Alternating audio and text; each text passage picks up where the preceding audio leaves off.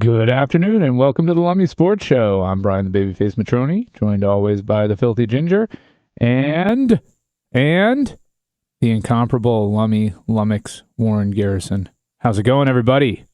What's up, Brian? Happy 2023. I guess the contract is signed and done. Rhett told me that you guys shored up that whole thing. You were on a strike, a holdout. Yep, we got it all worked out. Thank you, Rhett, for taking care of that. The franchise is back.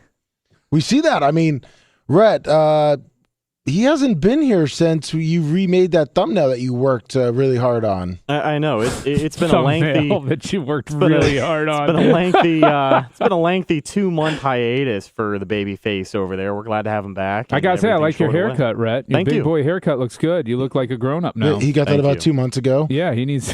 He needs to keep it going. 2 months late, but it is what it is. You haven't seen our cool thumbnail? I've seen the thumbnail. He's seen the thumbnail. Oh, okay. It looks great on YouTube. Yeah. I mean, that was part of your contract. Listen, you think when any great player holds out, they don't pay attention to what goes on within the organization? Yeah, I've been watching every show and realizing how much you guys needed me and using that as leverage to get more money. Okay, well, thank you. Now he's making. Now he's getting a little cocky over here. $11 an hour will do that to you, man. I guess so. $11 an hour, right? Come on, we don't have that much money. A little rich. I'm sorry.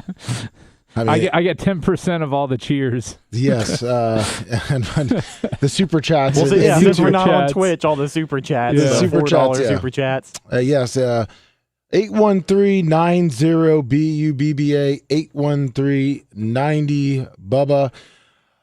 Wow, it's been Brian, it's been a while for you. We've been off for the last 2 weeks. I came in and did a show over the break. Yeah, well, and I know we did one too. I'm saying the sports show. We're talking about the sports show. Okay. I mean, not your other shows that you do.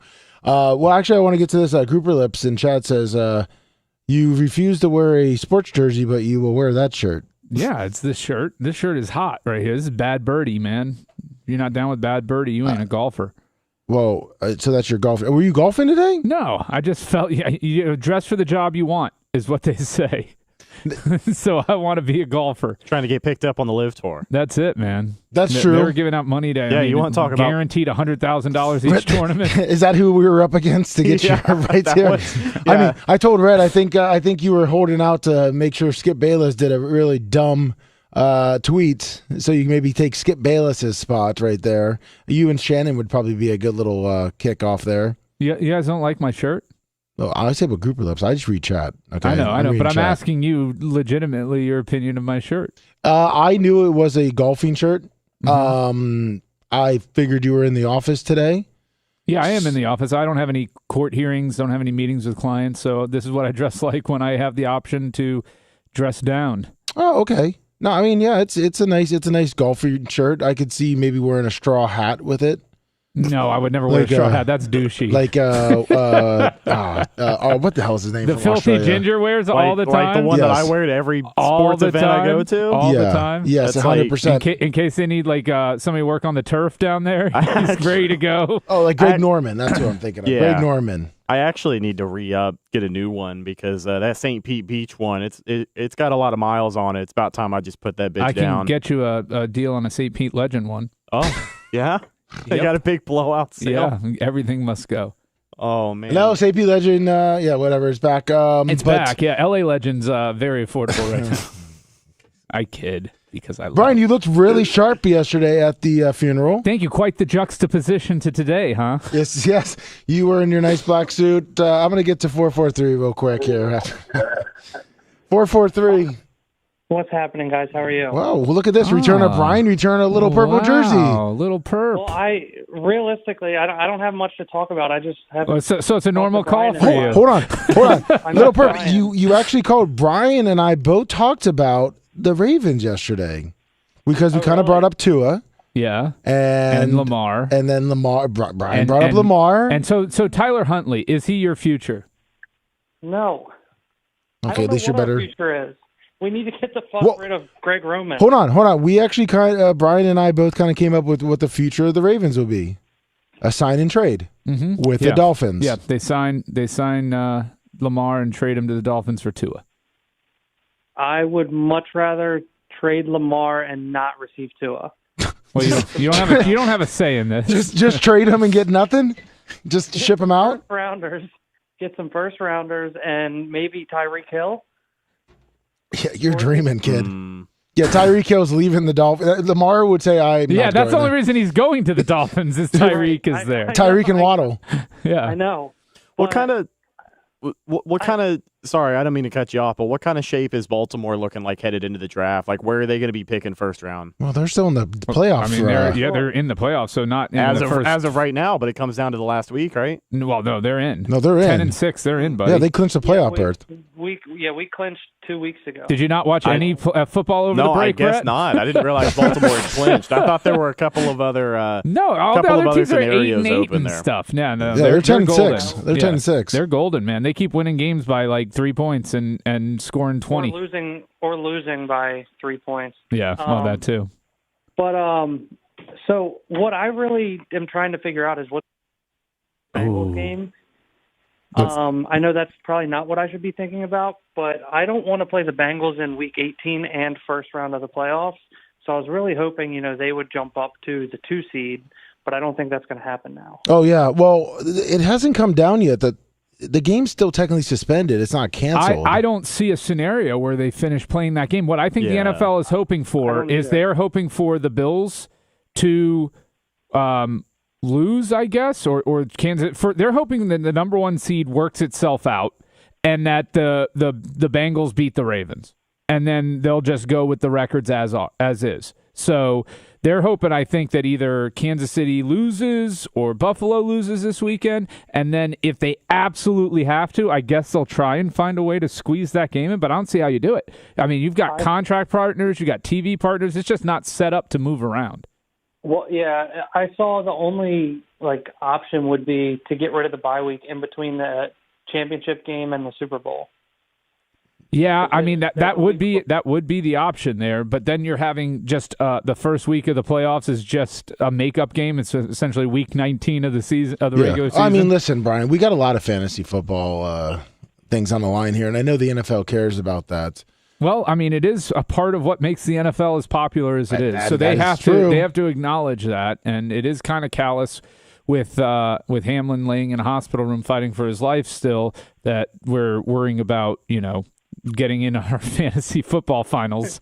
But all right, Skip Bayless. About how the game was going to end 7-3. Like they could potentially just call it at that. No, they can't. I mean, you can't do that.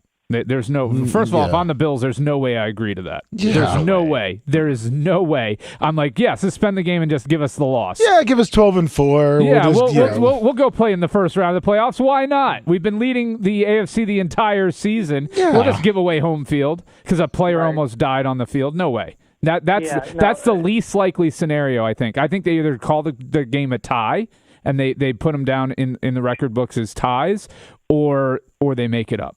Those are the only 2 scenarios that I see playing out.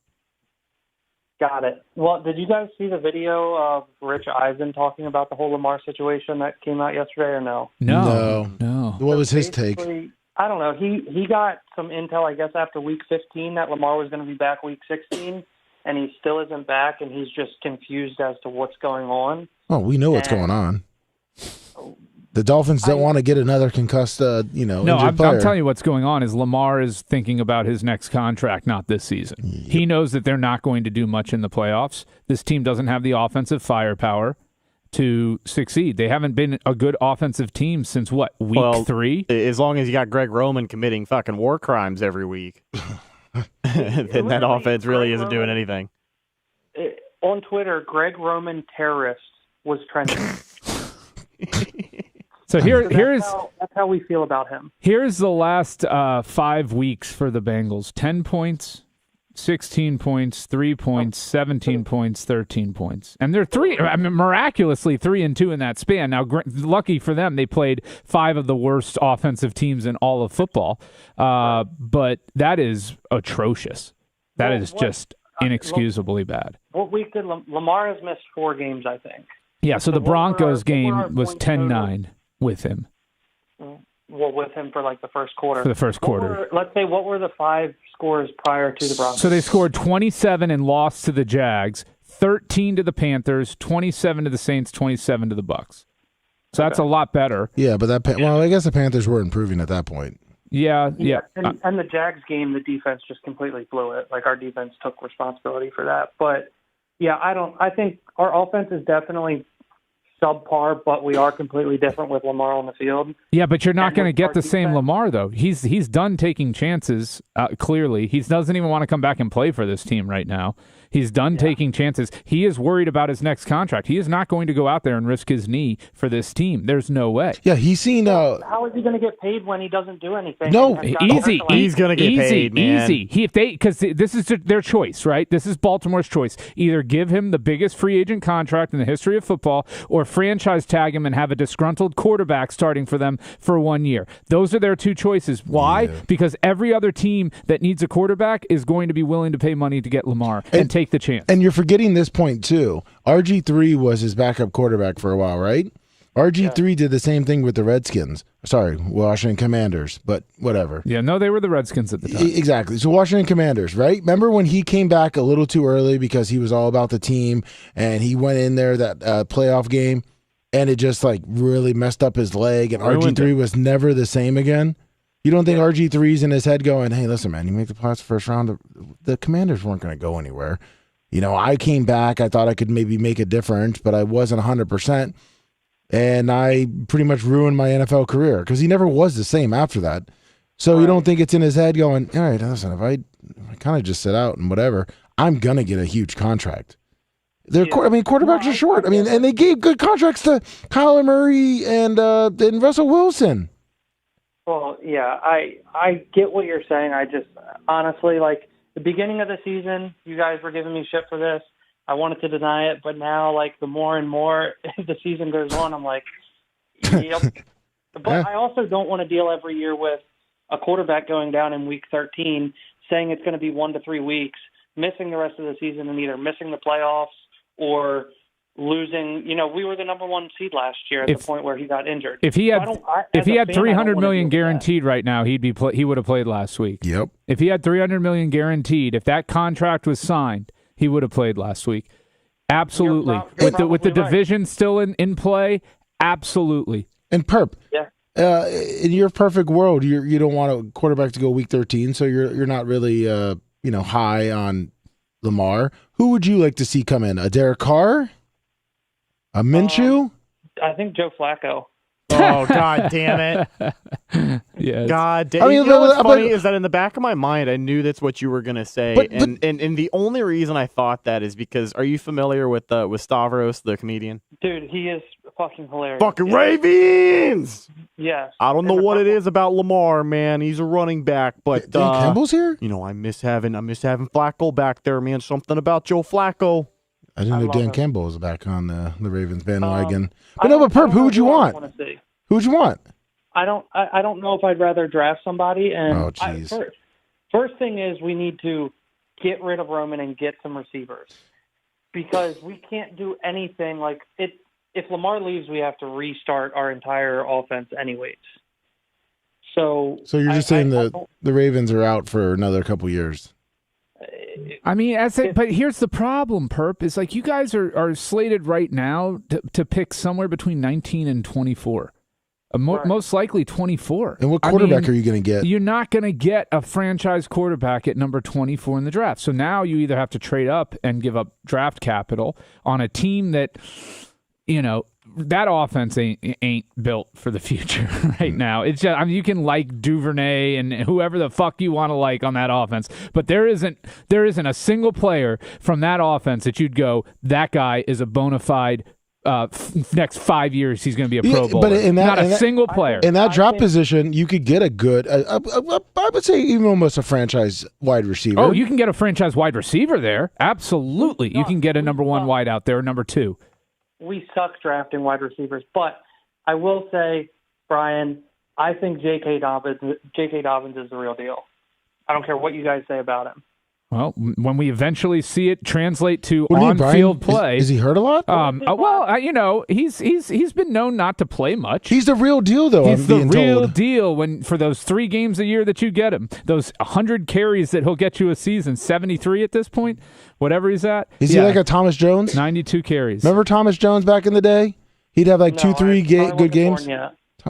Okay, first off, Thomas Jones was in the 2000s. Brian, you know Thomas Jones, right? Yep. Big biceps like Michael Pittman, right? You know Thomas Jones? Yeah, I remember it. He'd have a flash of like 3-4 weeks and then like maybe like blow a bicep out every once in a while. You know and what they you'd be say. like, oh my God, that guy's a stud. He's a real deal. And then every time it was the same thing. The biggest ability is availability, and J.K. Dobbins has not shown it, and so it's going to be, You're right. He blew his knee out last year.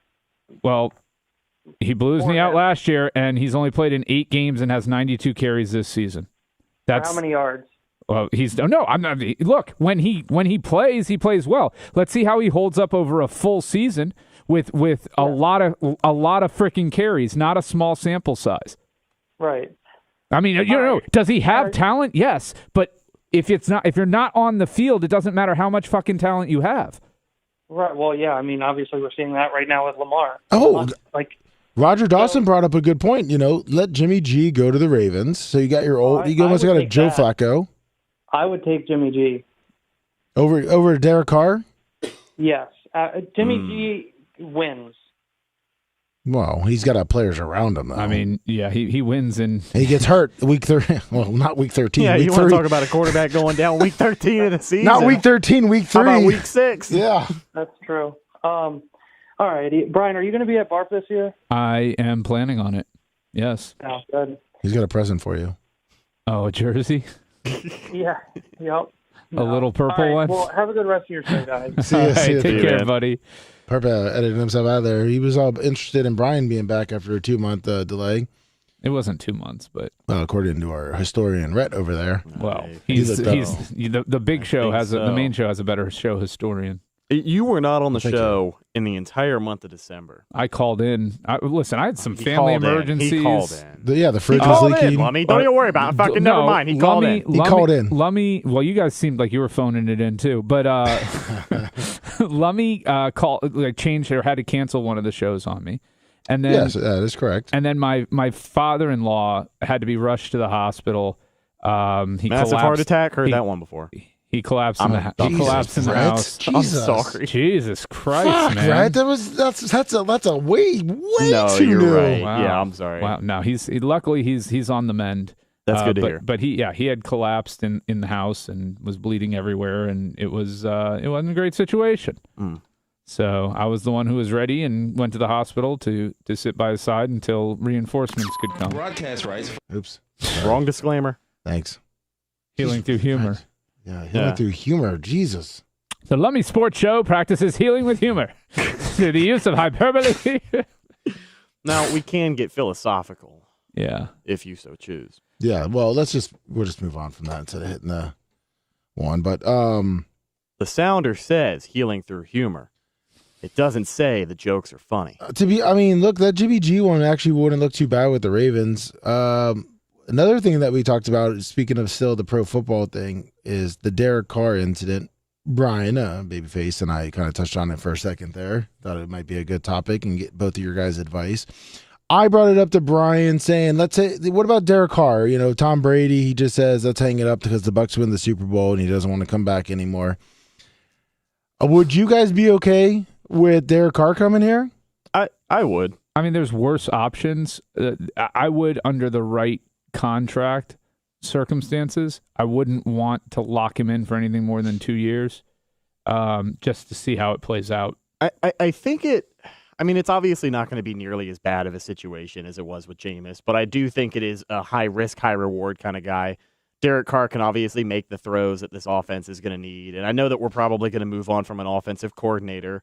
So maybe that offensive approach changes a little bit in how you approach a quarterback that you can bring in. Well, I don't know if they're going to move on from the offensive coordinator. See, Brian I think 100%. Brian and I had a little. No. You cannot justify bringing back Byron Leftwich when you've got an offense that was averaging 30 points per game, fucking putting up 3 points against Carolina. Well, you have an offensive line that is not what it was the year atrocious. before. And most likely they'll probably draft a lineman. You show me playoff teams. You show me teams that are having success in the NFL and teams that are in the hunt for the playoff, and I'll show you teams that most likely have great offensive lines. And the Bucs, you said it. You said it at the beginning of the season when they were struggling. It's the offensive line, stupid. And you're right. I mean, Ryan Jensen is the backbone of Ali the offensive Marpet, line. And these guys, Donovan Smith should be immediately cut from the team and shipped somewhere else. And I'm not going to. Horrible. well, he just held right now. Right. He held on to his position. He is holding on to somebody right now. They just threw a flag on him. Right. Brian and I, which a lot of people didn't see or know, is that we had an extensive meeting and off the books interview with Jason Light. Jason Light was there. Yeah, we got to talk to him about his plans for the next season and talk about Byron Leftwich and things like that. And I think they're I would say it's strong. They're going to draft probably an offensive guard or an offensive tackle in the draft high up, and I think Byron Leftwich is probably still going to be here. I just can't. I can't buy into another year of Byron Leftwich. I think for Todd Bowles, the biggest thing for him and the biggest excuse that he has right now is that this isn't his staff, right? Like, he inherited this staff. This is a Bruce Arians staff 100%. And I think at some point throughout the offseason, especially on the offensive side of the ball where you have faced the most criticism, you got to break that coaching tree at some point. And I think the offensive coordinator position is going to be the one to do it. But back to the offensive line. As far as Tampa Bay, I'm not going to sit here and praise the O-line. That's not where this is going. But I do think to their benefit this year, and part of what has been the reason this offense just has not been going is because Tom Brady is scared to sit in the pocket because he doesn't trust the O-line for obvious reasons. Right? But they protected well on Sunday against Carolina, and it was obvious that was the difference, right? He felt like he had time to sit back there and just fucking throw it around the yard. When they play well, he'll play well. The team will play well. Evans also tried, which was nice for him to show Tom up and Brady actually put in effort season, this game. He has the fastest time to throw in the NFL by a good margin. Yeah, because he's smart and he knows it doesn't matter if you're 9-8, 8-9, win your division, get into the playoffs, figure things out from there. I think we'll see a Brady willing to take some shots in the playoffs. I think we'll see a Brady who's going to be more likely to stay in the pocket. But what the fuck is he going to take a hit for when they're 6-5 playing Carolina in week 12? Right. You're right. Yeah, he's way smarter than that. He's 45 years old, doesn't want to take those hits, and obviously this year he's taken a lot of hits that he just doesn't clearly. And Tom Brady wants to play next week. He's already, or this week, I guess you could say. He's already on his pod. There was a lot of good stuff on his podcast this week. Well, him and Gronk need to get on the same page, so they'll have 1 week to do it. Yeah, one little preseason game in Atlanta for Big 87 is all he needs. I would take that all day long. 100%. Everybody in Tampa would take that. I don't know why Gronk wouldn't do it at this point. No kidding. I mean, Cade Otton, for a minute there, it looked like he was going to turn into something. Cameron Brate has not been the same. Tom doesn't trust him. Cameron, he's done. His career's over. He was a healthy scratch last week. His concussion. I think the concussion is he should probably take the rest of the season off. And Otton looked like he was going to be there. He looked like he was going to emerge as that tight end threat that Brady's always had, and it's just not quite there. He's still got some time. Like I'm not gonna. I'm not giving up on it, but I thought it was going to be right now. Like, I get you. Especially very rarely do you see first-year tight ends make a huge difference in the NFL, and so it would have been the exception for him to do it. Even Kyle Pitts struggled in his first year, and everybody's he's got all the talent in the world, and he did have Matt Ryan at the time, and was one of the best options in that offense. But Otton looked. I'm just saying, for a second, it looked like him and Brady had it figured out. Brian, if you remember, I think it was Game 3 of Otton after Cameron Brate went down. He dropped, I think it was like 2 passes. Mm-hmm. And it looked like Brady just said, I'm not here to I'm not here to, sit here and wait for him to get his head out of his ass. He had some drops last Sunday. Like Brady was screaming at him coming off of the field because he stopped running that route over the middle and he had nothing but green field in front of him. Stuff like that, the rookie mistakes that he's got to work through. He's not going to be playing like fucking Gronk. He's not going to be a bona fide replacement at that tight end position. But I will say that I have been pleasantly surprised with his production this year. I think he is going to be pretty good in this offense. He's going to be amazing. He's probably going to be the best tight end the Bucs ever drafted. I when hope all is said and done. I mean, whoa. I mean, you got Ty J. Yeah, and O.J. Howard. Well, Ty J and O.J. What? No, all the J's. Hold on. There was other Bucs drafted tight ends. That Alex Smith? Mm-hmm. Isn't he the one that came back twice? Mm-hmm. Oh, fuck. Was it? No. I know who you're talking about, but oh my God, why can't I remember his name? You remember we were having the hardest time with this the other week, too. Who was Grovelly Voice? It was a Dave Moore. Dave Moore. Oh, Dave. Yeah, I was gonna say Dave Moore, but did they draft him? Hold the phone on that conversation. I think Dave Moore was drafted by the Tampa Bay Buccaneers. Was he? Because I wasn't sure if he was the Bears, Bucks, Bills. Was he? I don't know. That's what I'm asking. Was I? Yeah. He's a good long snapper, though. One of the best ever. Speaking of long snappers, man, how about Jake Camarda making that fucking play on Sunday when the long snapper kind of shit the bed? That was amazing. Squirted the ball out to him. That 4.3 speed coming in handy on the edge. That was great. I think, honest to God, saved the season. Because if he doesn't kick that ball, Carolina declines the penalty and takes the ball right there. Just so you know, I was drafted in the 7th round by the Miami Dolphins. Oh, the Dolphins. Pick number 190. And you know what's crazy, too, about tight ends is that we have Kyle Rudolph. And he's been making a lot of big plays this year, I believe. Oh, yeah, sure. Right? No? He's been a healthy scratch all but 2 games. I saw him last game. He's been dressing. I saw him last week. Well, since Brate has not been. They've had more personnels this year with Kyle Rudolph than Cam Brate on the field. And yeah, that guy's got 2 catches on the year. He fucking blows. Minnesota knew he was done. So yeah, that's right. Yeah. And then Minnesota trades for Hawkinson, which is just such a great pickup. I think Russell Gage been kind of coming around here at the end of the year. He's been dealing with that hammy all season, and any receiver that's gonna cut their production in half. But he played through injury, made some tough catches at the end of that Arizona game.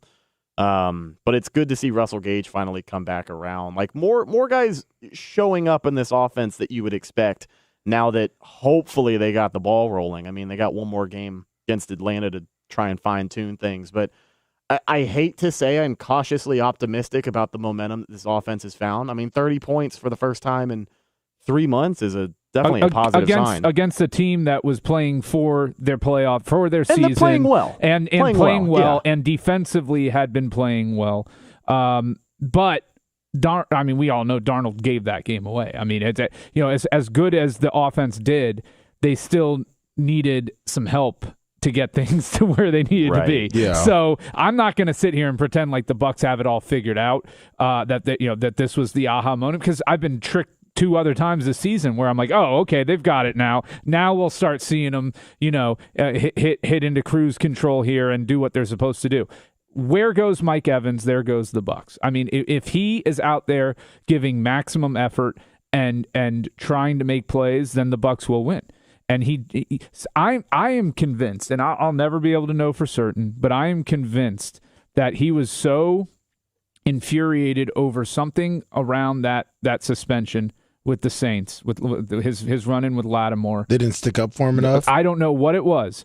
If there was a fight about it, or he shouldn't have done it, or what. But ever since that game, I felt like he was just not trying out there. Like the effort from him was lacking. There was no attempt to get separation on the outside. And part of it is Brady having the time to throw downfield. I get that Evans' use is, on those 15 to 20 yard passes take some time to develop. That take a second for him to make a double move, and you can't make a double move if Brady's throwing the ball in 2.1 seconds. I understand that, but you would think at some point, Brady on long passes. It's not like Brady hasn't thrown long passes this year. Mm-hmm. Before this game, he was 2 of 24. It was not a good stat. It was not a good stat. So, but and I know it's a much smaller sample size than we want to see, but there were opportunities for Evans this season, and that he did not cash in on, and he finally did. This week with one of the biggest games a wide receivers had all season, right? I think that drop against that drop against Carolina in that first game on the road, like that, he was checked out after that. Not to say that he had, thrown in the towel or whatever, but it's hard to bounce back from that. Like, he didn't have a touchdown since week 4 against Kansas City. You know what I mean? And weeks go by.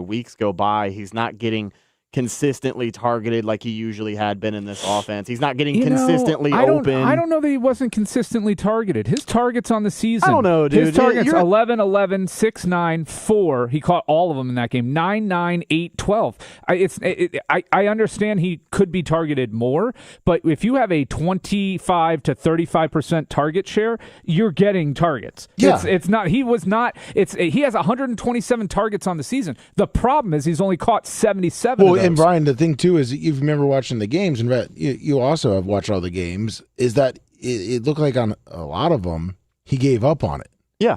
There were there's some bad throws. Games. There's bad throws, but there are also ones that you're like, what is he doing? There was one or two of them in Cleveland. There were a couple against San Francisco where you come away from that game, and that's why the question of his effort was even brought into discussion, because it was clear. He wasn't passing the eye test. You can fucking see him stopping at the top of his route. Yeah, and they were zooming in on his face. They were zooming in on his face. He was shaking his head. Yeah. His eyes were just like, man, this sucks. I just want to go home. Like, I don't want to be here. He looked disinterested. He did not look like he was giving maximum effort out there, and maybe they mended whatever fence they needed to mend, but I just don't know how you go from the performance he had all season long to what he did, absolutely just shredding Carolina. And that's not given the fact of the Panthers' record, because the Panthers D has been playing a lot better since they got rid of Rule.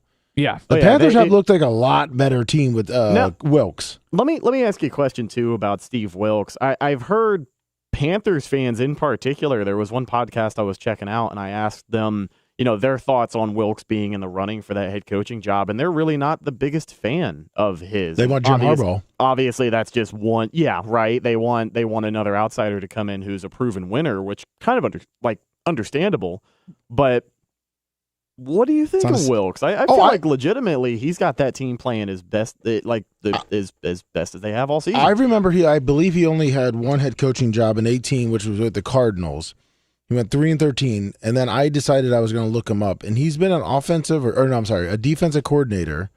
Here's his whole career history. Carolina certainly has the resources on that defense to keep building it up. They got plenty of resources coming into the draft this year. Like that's a pretty good spot for a guy like that. Well, let's skip over his college, and let's go down. Now, when did the Bears made the Super Bowl with Lovie Smith in 06 or 07? 06. So he was the defensive backs coach. Okay, the Chargers, the Panthers, then he was the assistant head coach. Till 17 was the head coach of the Cardinals. In 18, they didn't do too well. They fired him after 1 year. Defense coordinator for the Browns, went back to college, and then he's been with the Carolina Panthers 2022. I mean, he's been around.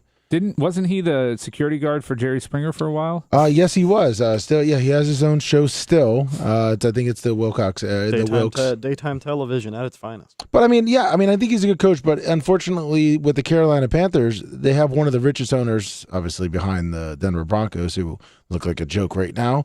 But they have a really rich owner, and I feel like just like a Jerry Jones or those type of owners, they want a real sexy name. They want to make a big splash. And I guess it's saying that Panthers owner and Jim Harbaugh have discussed the coaching job. I think for Carolina, and this is obviously outside looking in, but when you talk about making a splash hire and you talk about the situation that they are in with potentially going after a quarterback, I can see the thought process of like, all right, let's get an established coach in here like a Harbaugh or whoever else is going to be on the market. Because I think you can sell a quarterback on an established winner more than you could, hey, this is our interim guy who played well enough to get the job. Like, I don't think a lot of top target quarterbacks are going to look at Carolina as a destination if they end up rolling with Steve Wilkes. Now, maybe that's not always what's best for the team, but I can see that kind of being a lot of their thought process, and a lot of the fans feel that way too. Brian, what's your feeling on Jim Harbaugh if he does go to? You really think he's going to consider that? I don't think he leaves Michigan. You think so? You think he's flirting again with Carolina to get more money? He finally beat Ohio State.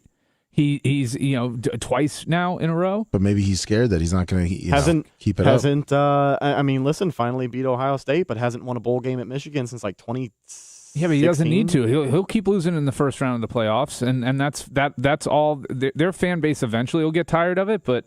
The guy's not leaving that gig. I don't think so. Especially for Carolina. Really? But is he doing it for a money grab? A lot of resources. Look. The team has resources. The team has some players now. You could live with DJ Moore, and you can live with the running backs that they have, I guess. But there's not a lot there. I don't know, man. I don't think he's going to come in to look for a total rebuild. Not that Carolina is, and not that division's not going to be one that, talk about up for grabs next season. Yeah. Who the hell's going to be the number one team in that division. Who the hell is going to be the quarterbacks? I mean, I guess Desmond Ridder is going to be flailing in Atlanta. But other than that, we don't even know who the quarterback's going to be for those 3 teams next season. I mean, realistically, do we? No. I mean, that's talk about a. So maybe he does. Maybe he would consider going there. Maybe he would. Well, didn't he just re-sign? Was it last year with Michigan? Yeah, because he was flirting with another I think he NFL got like job. $10 million a year or something like that. But I mean, he's not the highest paid coach anymore. He's coming off. I mean, he could be doing it as a play. Think about it. He came off. He's off now, beating Ohio State. He made the playoffs again. Now he's flirting with Carolina. Maybe he wants $12 million. Maybe he wants to be the highest paid Michigan coach or the highest paid NCAA coach right now. And he's going to do it every year until he is the highest paid. I mean, if Michigan wants to keep their coach around, I mean, they're coming off a good year. They don't want to lose him. I mean, do you think he could be playing for, a long play with Michigan? Who knows? Who knows? This is not the speculation I want to be talking about, though. What speculation would you? This is off-season talk. This isn't. We have too much in-season action to talk about. Well, I mean, if you want to talk about in-season stuff, I mean, technically, it still comes down to the fact of, Technically, it still comes down to the fact of, what? What? I mean, how these guys are going to play Week 18, which comes down to the betting, which comes down to the different picks. Because realistically, Carolina's they're sitting them out. They're done. So what does it matter? Yeah, but they could still be upsets. I mean, who are they playing this week? Is it but New Orleans? Oh, never mind. What does it matter? That's what I'm saying. None of it matters. Like there's not a meaningful game in. There's what like 4 meaningful games in all of football next week, and 2 of them are head-to-heads. Is that it? What? Well, you got the biggest one is Jacksonville, Tennessee. Yeah. That's the biggest one.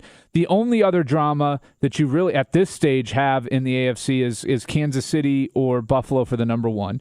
And then you've got whoever gets the last wild card spot in the NFC, which is down to Seattle, Detroit, and Green Bay. I thought Pittsburgh was still looking at a scenario where Pittsburgh scenario, it takes it's a mile and a half, absolute miracle for them to sneak in, doesn't it?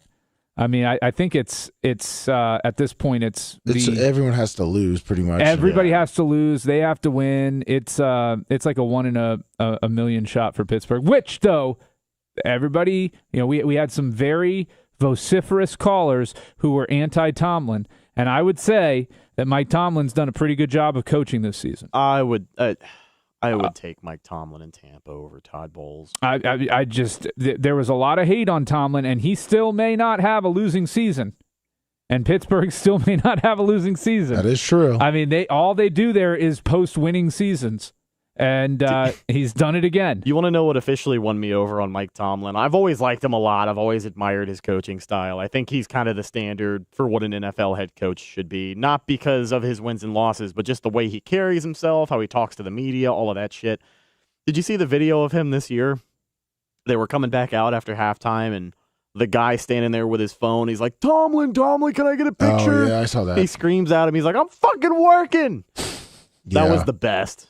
That was the best Mike Tomlin thing I've seen so far this year. But Brian, doesn't it have anything like with the Bears and the Vikings, right? The Bears beat the Vikings, and let's say the Vikings lose, and the 49ers. Like who's right now? The 49ers are the 2 seed, correct? I mean, they all are still potentially in line. I think with the exception of I think the Niners can still win the number 1 seed, can't they? Yeah, they're yes, still they away. can. They're still away. Philly can fall out of that first spot. Yeah. I mean, they could even flip flop with Dallas, right? Couldn't Dallas flip flop them and we would be playing the Eagles first round instead of the Cowboys? Yeah, I just don't know how hard the Giants are going to be playing against Philly in that game. Do the Giants have anything to gain by winning? I don't think they do. So let me ask too: they don't? They're locked into their seed. Are they? They're locked. They can't catch Dallas, who's above them, 9-6. and so they're New locked York in. For sure locked they're in. locked into their seed. So now, if you're the Bucks and we talk about wild card weekend, would you rather play a team like Philly or Dallas?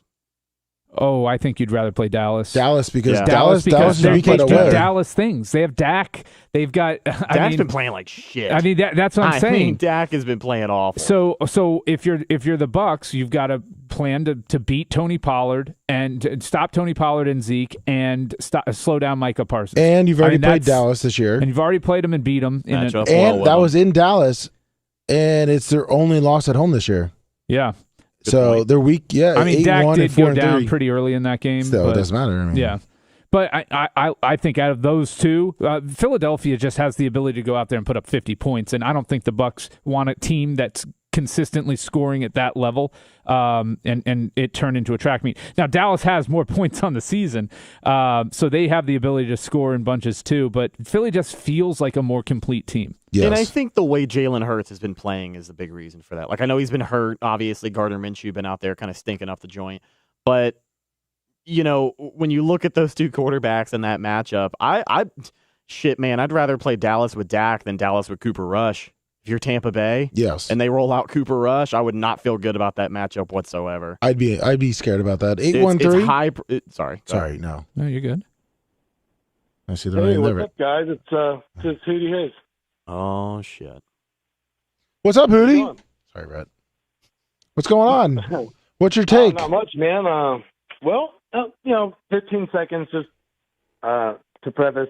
First off, just thoughts and prayers to whoever, anyone, for Bubba and his family. I know they're going through a really tough time, and I know Bubba tries to do what he can to fake it, but and then also the Diacos getting over what they just went through as well, and then also to Darnell Hamlin and him and his family. So outside of that, man, I don't know who Darnell Hamlin is, and his brother DeMar. Yeah, his brother DeMar, who's in the hospital. Yeah. Well, I almost said Denny Hamlin, and I thought that was the wrong sport altogether. Yeah, Denny Hamlin, But, he's hurt too. You know who I'm talking about, yeah. So anyway, other than that, man, I was just been out of the loop a little bit and missed you guys on the vacation, obviously, and was kind of wanting to get y'all's. It sounds like you already touched on it on what's next for the Bucs now that the division's locked, and is that the projection? Is they're playing Dallas? I mean, that's the most likely outcome at this point. Yes. Yes, because Okay. if Philly At beats a home? Giants How does that team work that's going to out? not be very motivated, Dallas will handle the Commanders. But what's that now? What would the Bucs' first game? I don't know, playoff seed, none of that. Would it be at home or? As a divisional winner, they get to host. Yeah, no matter what, the people that have season tickets have to buy a playoff ticket and spend all that money. You don't have to, do Yeah, you? you do, or you lose your season tickets. That's a blessing. Take them next year. I want them. I'm not in game. That's a way to get out of that I mean, commitment. that's without not having my to sign no. it, too. I Wait, plan hold on. You locked me into a 2-year deal, but if I don't, I didn't lock into the 2-year No, I deal. know. But for the people who did, if I don't buy a playoff ticket, they're gonna let me out of that contract. No, because I didn't lock into a 2-year deal. So if you didn't lock into a 2-year deal because I wasn't a bandwagon fan and jump off the bandwagon, I kept my season tickets whether Tom Brady was going to be there or not because I want to take this as a family thing and have as long as possible and take Walker to every game and pass him down. So I'm not looking to dump the tickets. Yeah, you probably wouldn't have been able to get Bucs season tickets in 5 years. That was a good call. I'm talking about when Walker could actually know what's going on at the games. No, but I'm talking about just having them and going because I remember. No, Brian, but I'm talking about having consecutive years and just going and you're going for establishing. like the consecutive years thing. So I'm going to establish something. You go and you establish, and I have our seats, and I like our seats. Yeah, you don't want to give up the seats and have to look for them again. No, that's right. Once it molds to your big Okay, booty. parking lot with a fucking See, ice Brian, cream it's truck. called. You just want to have something that it's something that's locked in. I understand that you don't appreciate that, Brian. What, history and tradition? Yes. Yeah, no. I mean, it's beautiful. It's a beautiful thing what you're doing for Walker, and I'm sure he will carry on that tradition and keep the season tickets. I'm sure if once I give it to him, he'll probably be listing them on StubHub or something. If the Bucs were good again after that fact. Teasing you. I know, but it's just something, we've done enough to have Bucs season tickets, and it's as a proud fan of the Bucs and a lifelong fan, even when they sucked, it's nice to be able to get season tickets and keep them. No, from I just want my Madden game, like a lifetime, of hard work and earning it. I get it. I just want my fucking $59.99 fucking Madden game that I was promised. My problem with the season ticket thing is I just don't like committing, 11 Sundays a year, or well, this year is Mondays, Thursdays. Oh, this year was actually Saturdays. the absolute worst. We went up to the higher section and paid a little bit more money because we wanted that AC. So at 1 o'clock, 4 o'clock, we could bring Walker into the AC and bring him to some games. He does enjoy the games. I know he's only but still. He would enjoy literally you guys standing at the mall for that time period, walking around the mall. I mean, it has nothing to do with the No, Bucks I know, game. but otherwise we can't go to the game and we have to drop I get him it. off. Look, getting him out, he likes going. He was helping Rhett hit on some hot chicks at a USF Oh, yeah, game. helping me hone in my game. Yeah. You're gonna take him to see Janie Cakes too. He's gonna put the feel on her. Did you Probably. did you close any deals with Gropey McWalker?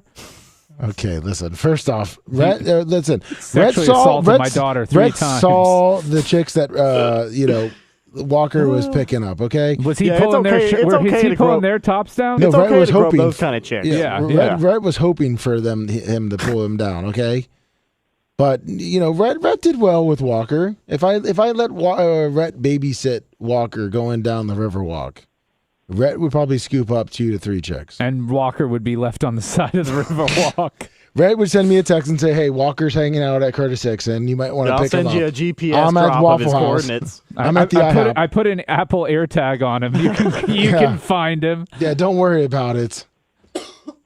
Well, Hootie's still there. I don't. What were is you he? calling about, Hootie? I hope Ashley's like on the phone, on a important meeting, like holding down the family fort No, she's. while you do this. But Walker's gonna be dropping panties in like 3 years, walking down like Baywalk or whatever that is, and Rhett's gonna be Baywalk. like a wingman, having to camera him the whole time. 3 years. Yeah, his 4-year-old. He's gonna be out there dropping panties. Maybe 17 years, but still. Hey, no, I'll let you guys go. Great. No, we'll let you go. We'll let you go. Bye, Hootie. Bye, Hey, Hootie. have you? Hey, Amazon Prime, Coach Prime. Hello. Yeah, thank you, Hootie. Do you have a couple points? Do you have a couple points in the Baba documentary? Booey, Baba Booey. Howard Stern's penis. Check out Amazon Prime. Check out the Prime. We watched the trailer today. Hootie has a couple points, obviously, in that he was part of that documentary What documentary? or whatever. The Prime, Coach Prime is last year at Jackson State. Oh, okay. Deion Sanders. He's a football coach. No, barely heard of him. Yeah, never heard of that guy. I've heard of Deion Sanders, a football player and baseball player, but Brian, did you hear about the cream machine scandal? I actually thought that's what we were going to that talk about. when Hootie you was called in. taking over payments on it or something. Well, Making payments on Bubba it? technically has it. He owned it outright. Yeah, he's making payments on the cream machine. Why? And he wants it, and he's going to soup it up, put TVs on the outside, redeck it out. He's going to be bringing it to Barp, I guess. He told Bubba it's a lucrative business opportunity for the both of them. Does he have the cream machine currently? Yeah. Yeah, it's in his possession. And he's pimping it out? Yeah, he bought, I think he said 2 75-inch TVs to put on the side. Oh wow. Hisense, the good ones. Which, are you coming to Barp, Brian? I am planning on being there. Are you? What time is it? When is 7 it? it starts. 7 on what day? Saturday, the 14th. Saturday the 14th. It starts at 7? technically on Thursday. Well, I know the shenanigans. I'm But not Tate's looking Pizza, too. Oh, I'm not. I wasn't invited to that.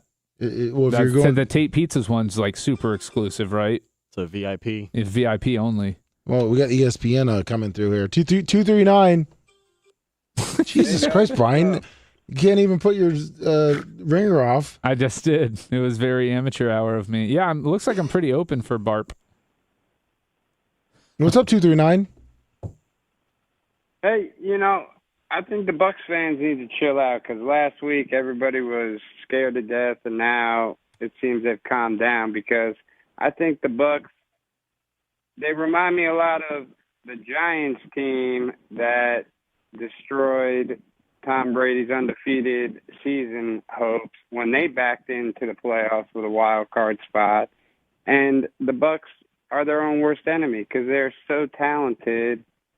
They just choose when to play. Not to say that Giants team wasn't talented, but they were also 10-6 that year. I mean, the Bucks could end up 9-8. That's not too far of a cry from 10-6. I guess not. But when you think about the lofty expectations that the Giants had at the start of that season and the Bucks had at the start of this one, like it's hard for people to look at it as any other type of way. Like, yeah, I'm certainly happy they won the division and all of that good shit. Like, they finally got their ticket punched, so next week really doesn't matter. But it is tough to. I see your point though. Like I was thinking about this the other day. But like a Plaxico Burris reminds me a lot of a Mike Evans. And wow.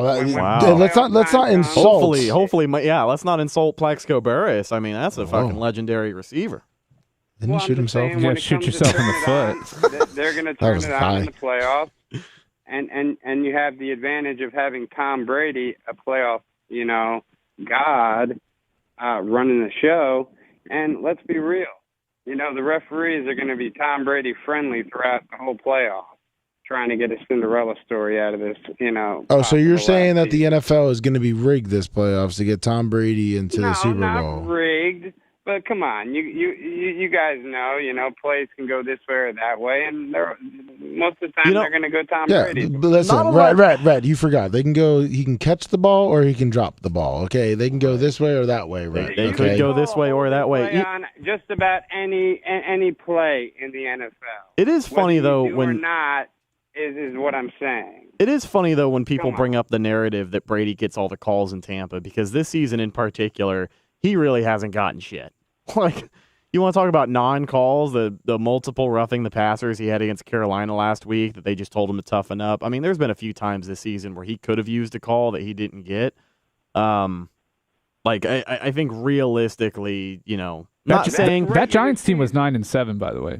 I thought they were 10-7. No, Brian is correct. They had 9-7. Okay, all right. Well, then I take back what I said. But they still were talented. They had to have had scoregami when they beat Atlanta in the wild card playoff 24-2.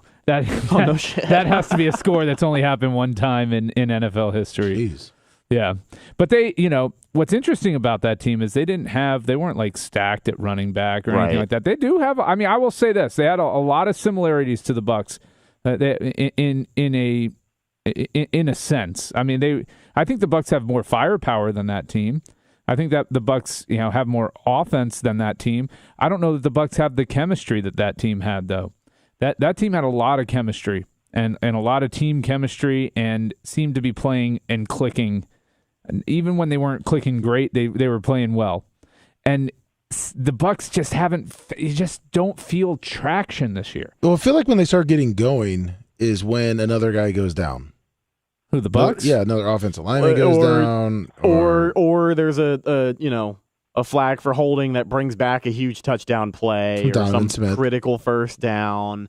And I think the difference between, you talk about the chemistry of this team, one thing that the Bucs have showed this year is that like when they get behind, they kind of check out. Like a couple of last minute wins, the Rams game, the Saints game on Monday night, even Christmas Day kind of pulling it out of their ass. But it's hard to say that this Bucs team is going to play their hardest no matter what. Week two is the last time this Bucs team won a game by 6 points or more. Week two.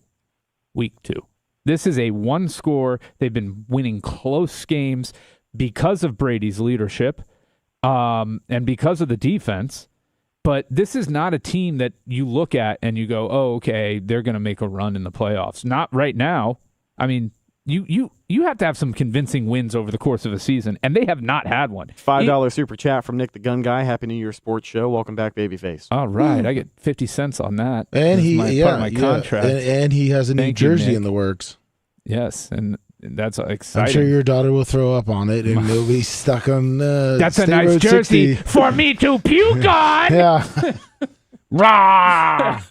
Aria the insult comic kid. I love you guys. Oh, hey, Mike, sorry. Nobody was putting money on that Giants team either, but it was only 2.5 point spread, so believe it or not, which was kind of crazy. The point spread was only a 2.5 point spread. Thanks, Mike. It was only a 2.5 point spread. That Giants team was better than their record. Oh, 100%. The Patriots 13-3 and the Giants were 9-7, so. Yeah, and they had won 3 of their last 4 to make it into the playoffs. It's not like they floundered and got it. They were playing good football at the end there. So I know that, I want to kind of circle back to something I said earlier. I say that I'm cautiously optimistic with Tampa Bay right now because, don't look now, but they have won their last 2 games. And they could win a game against Atlanta next week. I know it doesn't mean anything, but the starters are going to be playing if everybody can be healthy. maybe you see another week of production that you would like to see from this offense. Who's not to say that they could kind of turn it around and start to mesh at the right time? They obviously have experience playing with each other in the postseason. Tom Brady being Tom Brady. This defense has been good all year. And I think as long as you have... We're sitting here talking about this team like they blew Carolina out. They were down 21-10 in the fourth quarter and needed 2 bomb touchdowns and Sam Darnold turnovers to win that game. They against a Carolina team that is not a playoff caliber team. No. At home. At home. This is I am not going to start drinking the Kool-Aid on this team. They have not shown me jack shit all season. Even that Dallas game, which was arguably the best that they've looked all year. It was still boring. It was boring. They cannot finish in the red zone, so they better score from fucking 40 yards out every time, because once they get 5 yards in, they have a very hard time scoring. Exactly. A very hard time scoring. And I want to... They can't run the ball. At all. No running game, no semblance of a running game, no consistency in a running game. Tell me the last time a Super Bowl champion has won looking as bad on the ground as the Bucs have looked all year. This is not like a small sample size. We have an entire season's worth of games now at this point to look back on, and there has been nothing so far where I can point to a moment in a game and be like, okay, that's if we see that, I mean, maybe 2 times we can play if that Bucs team shows up. But even against Carolina, I mean, other than being gifted that touchdown at the end that iced it, Carolina had the ball with a chance to take the lead with 2 minutes to go, or whatever it was, 3 minutes to go in that game. It was 3 minutes. Yeah. I'm not going to be suckered in. I'm not going to let this Tampa Bay Buccaneers team get my hopes up anymore this year. I kept saying, okay, they're going to turn it on. They're going to turn it on. This is going to be just like Brady's first year when they won the Super Bowl here and they kind of went through the motions and whatever. That ain't happening. This team's, if they are lucky enough to win the first round, they're definitely going to lose in the second round of the playoffs. Super Bowl. 239. Hey, enjoying the show. Hey, I had a question about I'm a 49ers fan, and I'm very impressed with Purdy so far.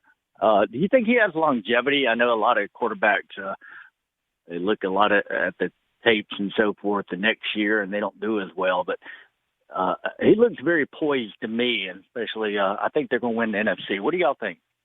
I think he certainly passes the eye test. He's been playing well. Well, and the positive thing is that he got McCaffrey, which helps him. And the 49ers have a very good offensive line. And Devo would be back for the playoffs. I think there's that combination. It's going to be tough. It'll be like Garoppolo. I guess he won't. As long as he doesn't lose the game for him, should do fine. Yeah, no, I think obviously with a good offensive line, good players around him. McCaffrey looks like like the player that the Panthers were hoping that he'd be for the next 12 years when they drafted him, and not get hurt every time. This year, huh? Yeah, he stayed healthy this year. That was well, sort of. He was hurt a little bit in the beginning, wasn't he? Yeah, a little bit. Yeah. He missed the game. Hey, I like the new guy on the show. Who's that? Brian? Yeah. New guy, yeah. It's nice to be here. He came back from his golf vacation for the 2 months. Yeah, he just comes and goes when he wants, huh? Yeah, that's part of his contract that he, being a big time lawyer. He was flirting with the Saudis and the Live Tour. He was trying to get involved in all that. As a lot of people in chat said, the ambulance chaser that he is, he can kind of come in for it, come back. I was weighing my options. They were talking about doing a sports show on the Bone with Spice and some other guys, and so I was seeing what played out, and this ended up being my best option. I can see where somebody stole that spot from me. The pay is probably incredible on the show. But I get paid in admiration and thanks, and that's all I need in this world is just your admiration and thanks. But no, I can see where you might have other activities, but for you to be unreachable, I think. Yeah. So Brock Purdy, back to Purdy. Could he have landed in a better situation than he did?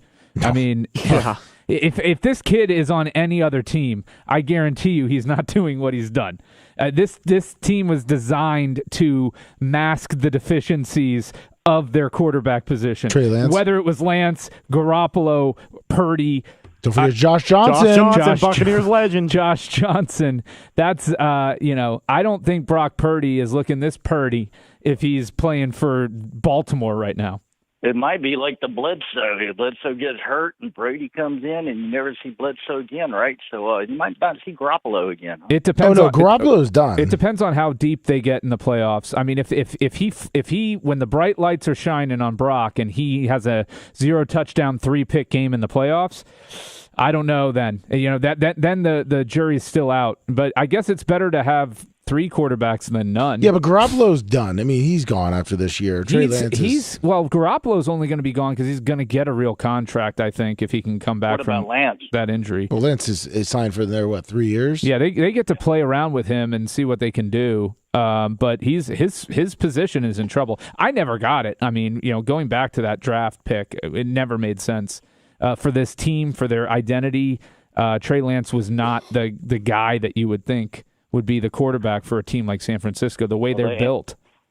Well, the NFL, like that guy said, loves a Cinderella story. So this Purdy is matching up to be all of that. So I look for them to have a good run. I hope they win it all anyway. Okay, hey, enjoy the show, guys. Thanks, man. Welcome back, Brian. Thanks, man. Thanks, I look down the 49ers roster, and this makes me very sad every time when I see the name Trent Williams. They're a big athletic left tackle. That we could have had for a 5th and 3rd round pick. Instead, we re-signed Sloppy. Reached into the bag and signed our Donovan boy. Smith. Yep. Sloppy Donovan Smith. How's Wirfs doing? Okay, first off, that's a different position, Brian. No, I know, but how's Wirfs doing? He's doing good. He's still great. Yeah, no, I mean, he's not playing 100%, but even Tristan Wirfs not at 100%. I mean, he's still our best. he's not. Donovan Smith has never been at 100%. I'm going to tell you right now, Tristan Wirfs isn't just great. He is the best offensive lineman in the NFL. No, you're right. You're right. This season, he is the best. In his 2nd year, he is the best offensive lineman in the NFL. He's the only Pro Bowler in Tampa Bay this year. I mean, but if you look at the statistically and the what he has done, there are a lot of metrics where he has been the number 1 rated offensive lineman in all of football. So for the Bucs, it's pretty easy. If they get Jensen back, is there still talk of him coming back for the playoffs? Yeah, every week. Every week it's kind of a crapshoot. He's not going to play in the regular season, but if he does come back, I would expect it to be at the latest the divisional round if the Bucs make it that far. But he could toughen up and play in that wild card game. He's ramping up the work, according to JoeBuckFan.com. Yeah, they've been saying that since week 10. Well, he started his practice period at the end of December. It was the week of Christmas that the Buccaneers cleared him. He's been back at practice, running individual drills, practicing with the team. He's been wearing pads. You know what I mean? Business as usual. Haven't officially activated him off of IR, but I think they've got like 10 or 11 days left to do that. It was like that 21-day window. You know what I'm talking about? Yeah. Well, I just think the Bucs' playoff chances change dramatically if they can get him back, because then that Evans-Brady connection definitely has more time to develop. Donovan Smith won't have to hold every single play. Very clearly, he was probably the most overrated offensive lineman in all of pro football. For the last 5 years? Well, just being propped up by those around him. Exactly, and not a lot of people seem to understand that. Like, when you talk about offensive linemen, it's important to talk about the unit as a whole. Like, guys in Dallas, you can have a Zach Martin on your line, but him by himself is not going to be good. You surround him with competent talent, and it's going to boost everyone else. And that's what's been happening with Donovan Smith. Well, that's why he has been, I know, Lummy, you're going to fucking fight me on this, but 2020 and 2021, he was what? He was fucking serviceable. He was not good. You don't make $15 million a year. He was serviceable. You don't make the same amount of money as my boy Trent Williams. $15.5 million when you're serviceable. I'm not saying as his deal just is not a lifelong rich. Bucs fan, and that's all I can go with is that he reminds me. Wait, hold on. So you don't think the Bucs could have possibly overpaid for a player? They could have had Trent Williams. Well, I understand that, but what I'm saying is specifically Donovan Smith. They were desperate. You don't think that they overpaid with that contract a little bit? Can you just admit that he was clearly bolstered by those around him? Who, me? Yeah. No, Lummy has said that he that's sucked. my biggest argument since he's been drafted. I said he sucked the whole time. No, yeah, Lummy is Brian, definitely I said that on the whole Donovan offensive Smith line I'm is so train. confused about his anger. I don't like Donovan Smith. I've never liked Donovan Smith. He doesn't like. I that have said for the longest time, Donovan Smith is a sloppy, big offensive line tackle who has been helped out by having good guards, good centers, good everything around him, from good running backs, picking up his weak spots. He has been a decent, serviceable tackle when he's had a good line around him, a good team around him. He was not worth $15.5 million, which is in the top 5 of offensive linemen, I believe, when he signed the deal, for a person that blows. He reminds me of Kenyatta Walker, who was absolutely the biggest bust as an offensive tackle around those years he played, until they got where they went out and signed some good free agents. Super Bowl winning tackle. Because he had a good center, he had good guards around him. It's the same thing. Donovan Smith is a waste of space. He is literally making as much money as some of the best tackles, and he has the most holding and penalties in the last 3 years. Do you cut him if you're the Bucks? Do I cut him? Yeah. Yes. You cut him and you take the $8 million dead cap hit? I think unless you can't, no one's going to take him. You can't trade him. There's going to be a market for Donovan Smith. Yeah. I know you don't think there will be, but there's going to be, because left tackles just don't fucking grow on trees. And I know that he is not a good left tackle, but other teams... He would be a tree hugger, because that's all that guy's been doing this season is holding on for dear life. Other teams are going to look at him as someone who could potentially... But Brett, that's the problem. That's the problem, though. They say the same thing. You're like, well, he's serviceable. We get a good guard. There's not that many good left tackles in the league. He's got a market. He's going to have a market. Of course he's going to have a market. Any competent offensive lineman is going to have a market. So Blaine Gabbert has a market. I don't know if the Bucks are going to want to, eat that money. They can probably figure something out with him to move him, though. Listen, Brian, I've been, you know how many times I said I came around with the Derek Carr thing. Yeah, I've never changed my opinion on Donovan Smith since he has been in for the Bucks. I have never said he's good. What was he drafted? 2017, 2015. Since 2015. And everyone said, well, left tackles are short, and the Bucks aren't really that good. The Bucks aren't that good, but he's a shining. I'm like, the guy sucks. He holds. He gets a lot of penalties. That's because he doesn't have people around him. He's still not good as a left tackle. So real quick, you mentioned Derek Carr. What is his fate? He's a Buck. It's pretty clear he's no longer a Raider. Yeah, he's going to sign with the Bucks. They're going to, but I mean, do the Raiders trade him? Are they going to opt? They've got to option out, right? Yeah. Oh, they'll take their out. They don't even want him in the facility, right? So in case he gets hurt.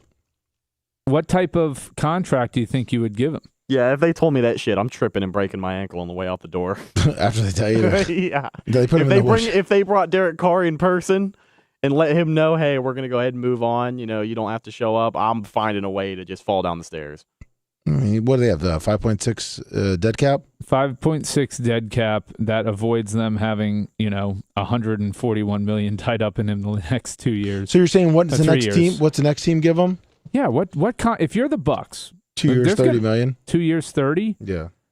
I think he's going to get more. For Carr? Yeah. Yeah. I think where's he going to go? In this market, where's he going to go? Yeah. Shit. There's so many teams that need quarterbacks. Indy, Carolina, possibly Baltimore. Yeah. Possibly Miami. Possibly, Houston.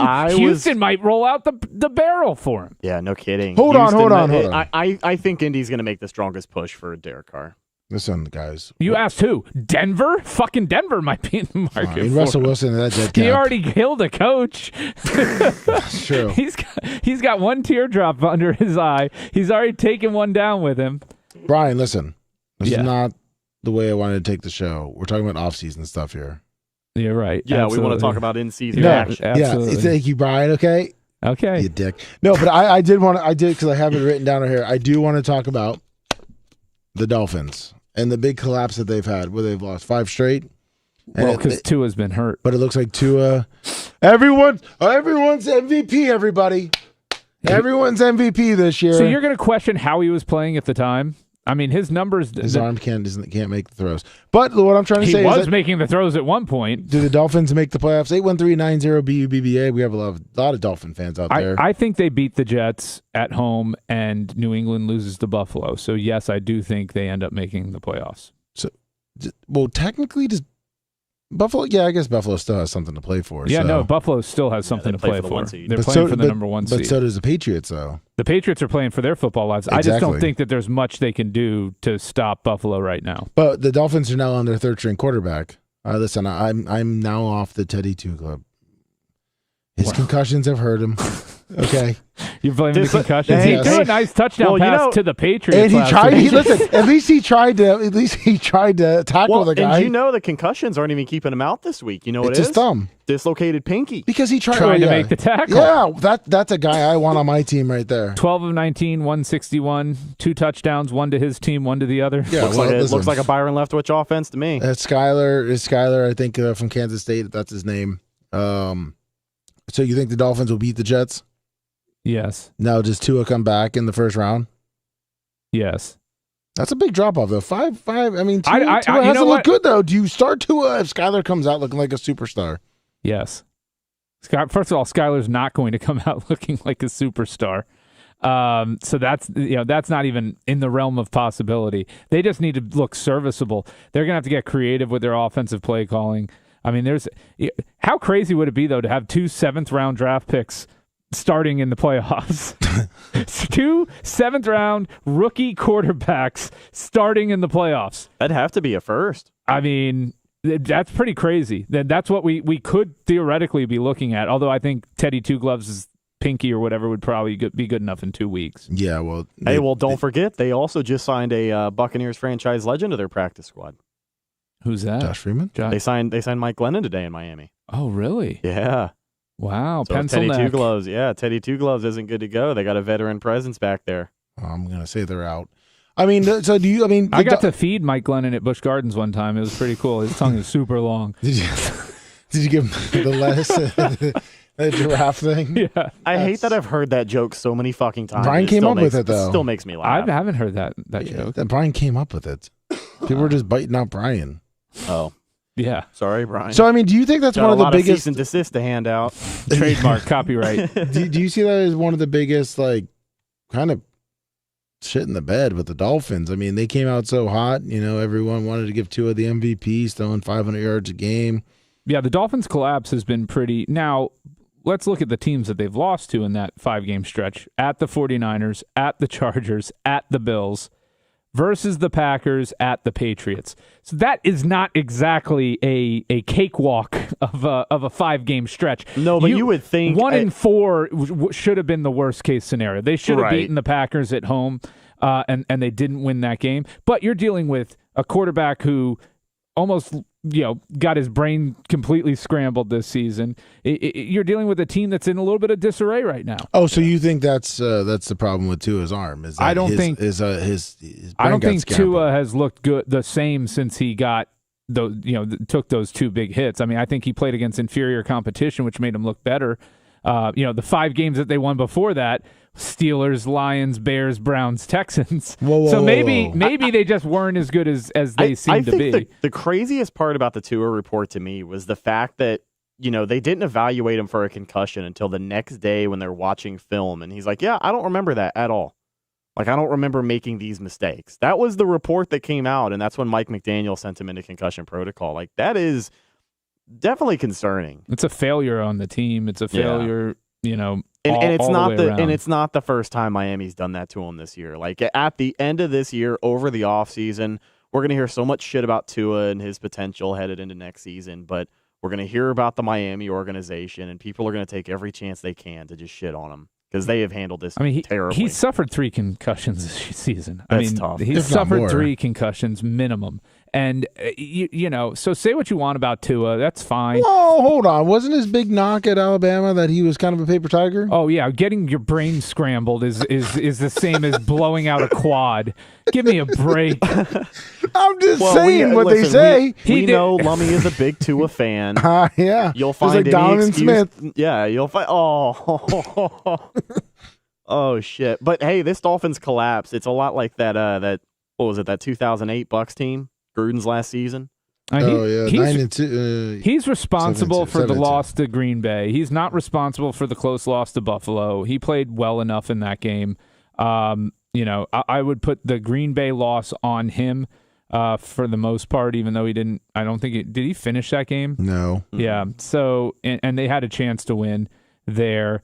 San Francisco, that wasn't a great game, but he again didn't. The 2 picks is tough, but he didn't put up your trash numbers. The Chargers game was bad, so whatever. He's a decent quarterback. Playing against decent level competition. Like we're talking about Donovan Smith now. Decent fucking quarterback, decent left tackle. He's serviceable. He's serviceable. I guarantee you, there's 12 teams in football that would take. When he's throwing the ball to Jalen Waddle and Tyreek Hill and fucking Mike Skylar Thompson, he's serviceable. Or what's it? Mike. What's his name? Mike Glenn? Not Gesicki. No, their third wide receiver actually emerged pretty solid. Oh, Gesicki's been just completely. He's eliminated. Non-existent as the best wide receiver when Ryan Fitzpatrick was there. But let's go to 941. 941. Hey, Lummy and fellas. What's up? I love talking about you. I'm a fanatic about the Dolphins like your wife, and it makes my hair stand up that the whole organization has just sucked his D and got everybody around him, and we should have never drafted him with the hip injury. Yeah, the concussions are just part of the football, but he's not it. And well, hold on. Time out real quick. How has his hip injury affected his ability to play quarterback for the Dolphins? Hold on. You know what? Actually, I just thought about this. Just injuries. Yeah, but you know what, Brian? But Justin Herbert was right there. Yeah. We picked the wrong guy because Stephen Ross, and that's why Flores is no longer there. No, I agree. Herbert was the better choice, but I would not. Tua's issues are not from his hip. Brian, yes, Brian. You know what? I'm gonna have to argue with you. I talked to a doctor, and if he had a stronger hip, then his head wouldn't be hitting the turf so hard. But because he has a weaker hip, his head is hitting the turf harder. So you know that his head's hitting the turf harder because of his hip. Yes, okay. It is. Okay. It's science, Brian. Follow the science. Well, I can't argue. Well, you just trumped me. I had a doctor. His name was Sam Diaco. When you say it's science, then there's not much I can argue against. There's a picture of him right here. Yeah, Sam Diaco told me that. Yeah. And then it was selfish on Tua. He knew something was wrong. That game against the Packers, we had them blown out. And then we might as well not even go. I don't want them to go to the playoffs, so we got to play Mahomes.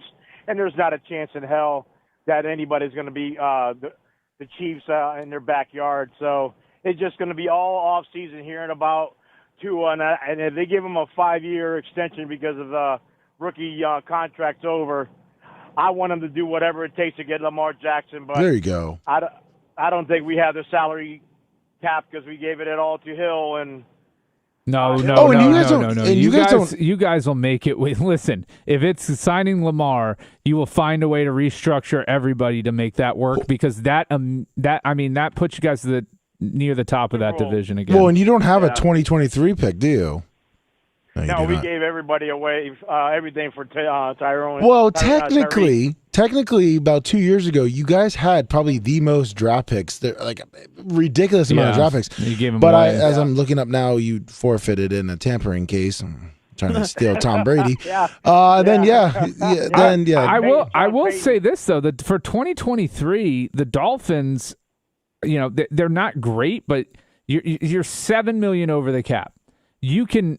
Now, that's without, a $50 million quarterback on the roster, but you can make that work. And you can keep, Tua on the last, well, you have to keep Tua on the last year of his deal and his cap hit there. But where there's a will, there's a way. And I would even quite honestly trade Tua. If you're gonna sign Lamar, you trade Tua, and that frees up $10 million.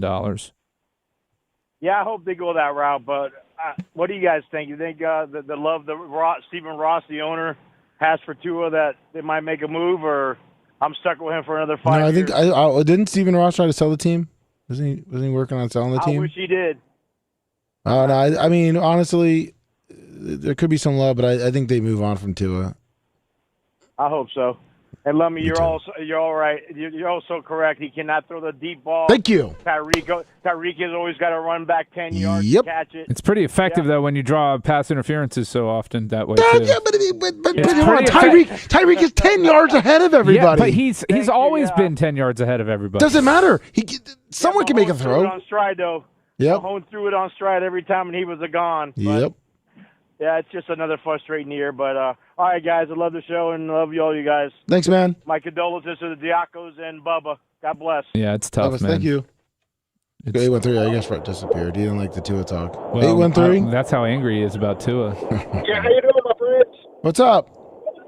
Yeah, I want to talk a little bit about Tua and the Lamar Jackson team. I'm a big Dolphin fan. Tua is a good quarterback, but availability, I mean, if you're not available, it doesn't matter, and that's the problem. This is going to continuously happen. But as far as Lamar Jackson, one thing that I've been thinking about is I don't think the Dolphins are going to be able to pull it off financially, but a spot that I think would be real good for him is, could you see him going to Atlanta? They need a quarterback. If you look at Atlanta's weapons, Kyle Pitts, Drake London, shoot, that's already better than Baltimore. I know Baltimore's got Mark Andrews, but they're, year 4 or 5, and they don't have a number one receiver still? Yeah, or but or a running back? you're forgetting Atlanta just drafted the quarterback out of Cincinnati. Yeah, Ritter. I mean, They drafted Josh Rosen in the first round. The next year, they took Kyler Murray. I did think about that, but I think that city has a chance to get him in that division. Carolina doesn't know who their coach is, even though that interim coach has done a good job. The Bucs, let's be honest, Brady ain't going to be there forever. You know. Then you got the Saints. They don't know who their quarterback is. They could come in there and get Lamar's, and I think that head coach is good, especially with gimmick type players. You know, because you see them with the drafted running quarterbacks, Mariota, Desmond Ritter. I think you give him Lamar, and Atlanta could do something. And wouldn't it be sweet if Vic said, "Hey, I give you my graces and let you know where number 7." well, Here's the thing with Lamar is, remember, Baltimore still technically controls him, right? Because even though he's not under contract, they can slap a franchise tag on him. Now, he can sit out. He can hold out if he wants and lose a season, and Baltimore can't afford to slap the tag on him twice. But I'm with you. but there, anything involving Lamar is going to, in my opinion, be some sort of sign and trade if that's what he wants. So it's going to be, teams are going to have to work to make it happen. I agree. Miami probably doesn't have the draft capital at this point to make a sign and trade work for Lamar. Atlanta probably does. Yeah, that's it. That's what I'm saying. And I think it's a good fit, too, in the dome. I think that's something to keep an eye on. Now, one thing I am happy about Tua doing, though, is him. I know Mac Jones is having a bad year, but one thing Tua and Mac Jones have done in the NFL, and I'm not an Alabama fan or a homer or nothing like that, but they actually have shown what a quarterback is. We're getting enamored with having guys with huge arms or guys that can run real fast, making your reads, making the right progressions, being accurate, and having high character off the field. All those things are more important than the sexy things. Whoa. Hold on. We're not talking to us, I never said to us to be a Jeff George over here. You're saying accurate. I mean, come on. He couldn't hit Kaseki, who's wide open half the time on the side. Hold on. Time out. Can we stop with the myth that Tua hasn't been effective with Tyreek? Because it's fucking bullshit. You know that, right? I never said Tyreek. Because, okay, hold on. I said accuracy underneath. You said he can't throw the deep ball. No, he said he hasn't done well with all the weapons. Hold on. Tyreek, this year, 117 receptions on 165 targets for 1,687 yards.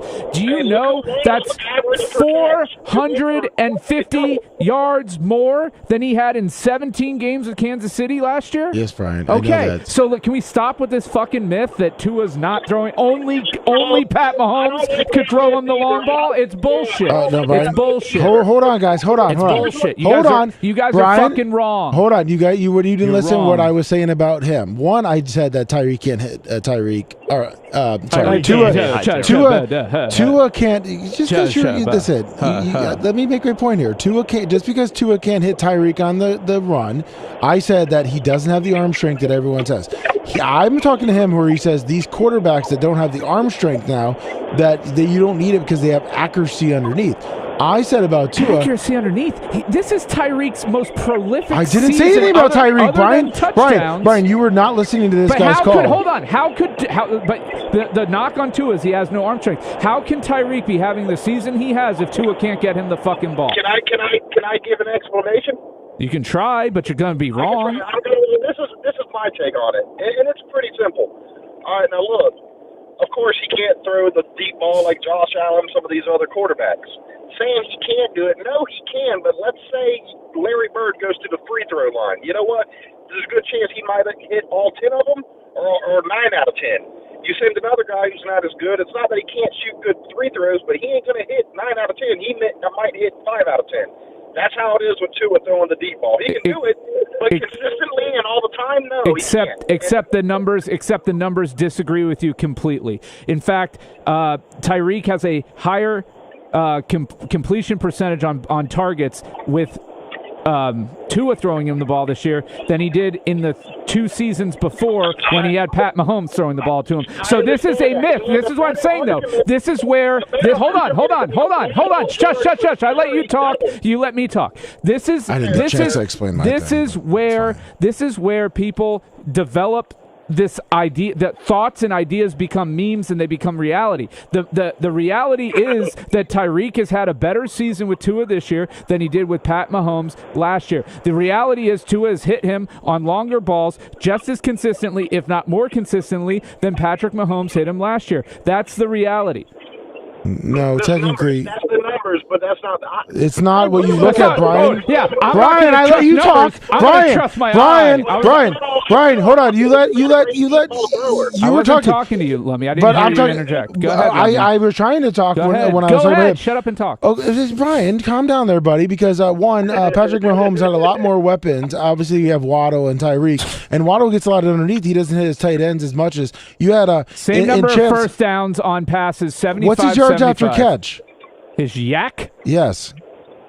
I haven't looked it up, so I'm wondering. I don't know. What's his yak? What's his yards after catch? Because Tyreek has got a lot of underneath and early on, and he was running for 70, 80 yards. You got a lot of deep passes. He's not hitting these guys. You had who's the tight end in Kansas City? He was taking it was always Kelsey was always getting those 10 to 12 catches a game underneath for 10 to 20 yards. And then after the defense came up, it was Mahomes hitting Hill. And Hill was having not as many catches, but he was having a really good deep ball. And if you look at Tua's numbers last year, he was hitting his tight ends more, waddling more. He didn't have that just throw it up and let fucking Tyreek Hill run underneath it.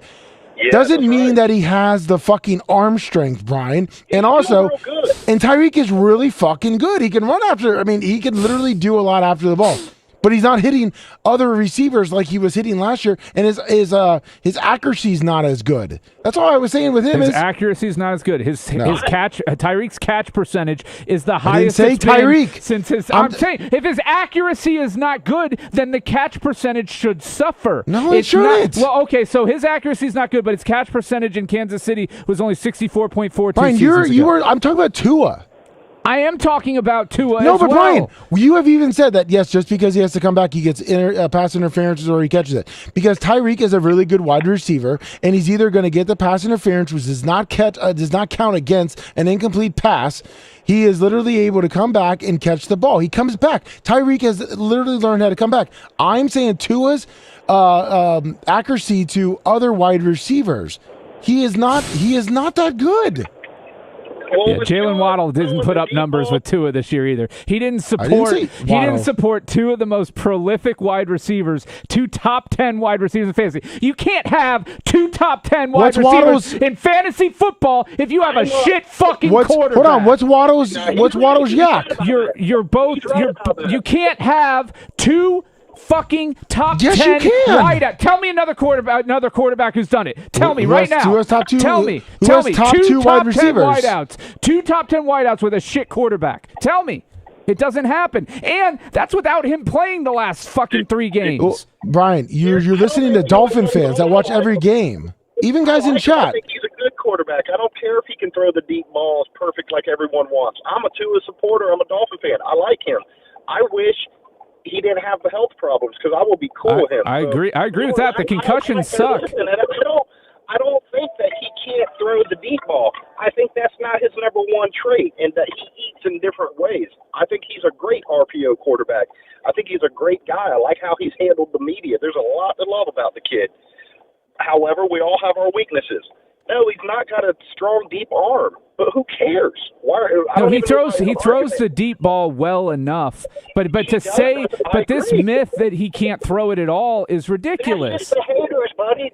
It's ridiculous. Yes, but I'm still looking for that yards after catch because there's been a lot of 80 yards. If you're going to use that, then you. But I thought you were on his stats. They don't have it on ESPN. They didn't have it on Sports Reference either. It's not an easily ascertainable statistic.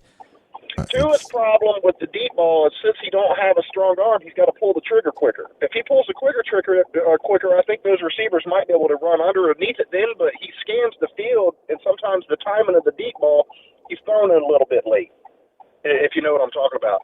Yeah, I didn't see that in the games that I saw. I saw him hitting these guys in space with them being able to make the plays. It's not the same offense that they ran in Kansas City, but Tyreek Hill has been much more effective in Miami than he was in Kansas City the last 2-3 seasons. And bottom line with the Dolphins though is that I love Tua and I'd love to keep him, man. I think he can win a Super Bowl with that kid if he's healthy. All right, he's never going to be the same. I'm telling you right now, he's never going to be the same. And I said that after he took that second concussion.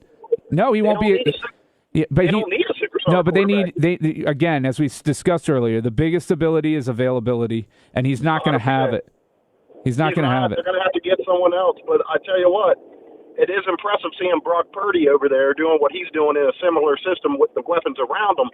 So I think if Miami can just keep their weapons, they can find a Brock Purdy. We don't need to have Pat Mahomes. I'd rather have a machine that is good on defense and offense with a good quarterback and win that way instead of have some flashy guy that's going to have a run. Look what happened to Kansas City in the Super Bowl. They were getting cute all that time, and then Tampa kind of humbled them. They got their act together.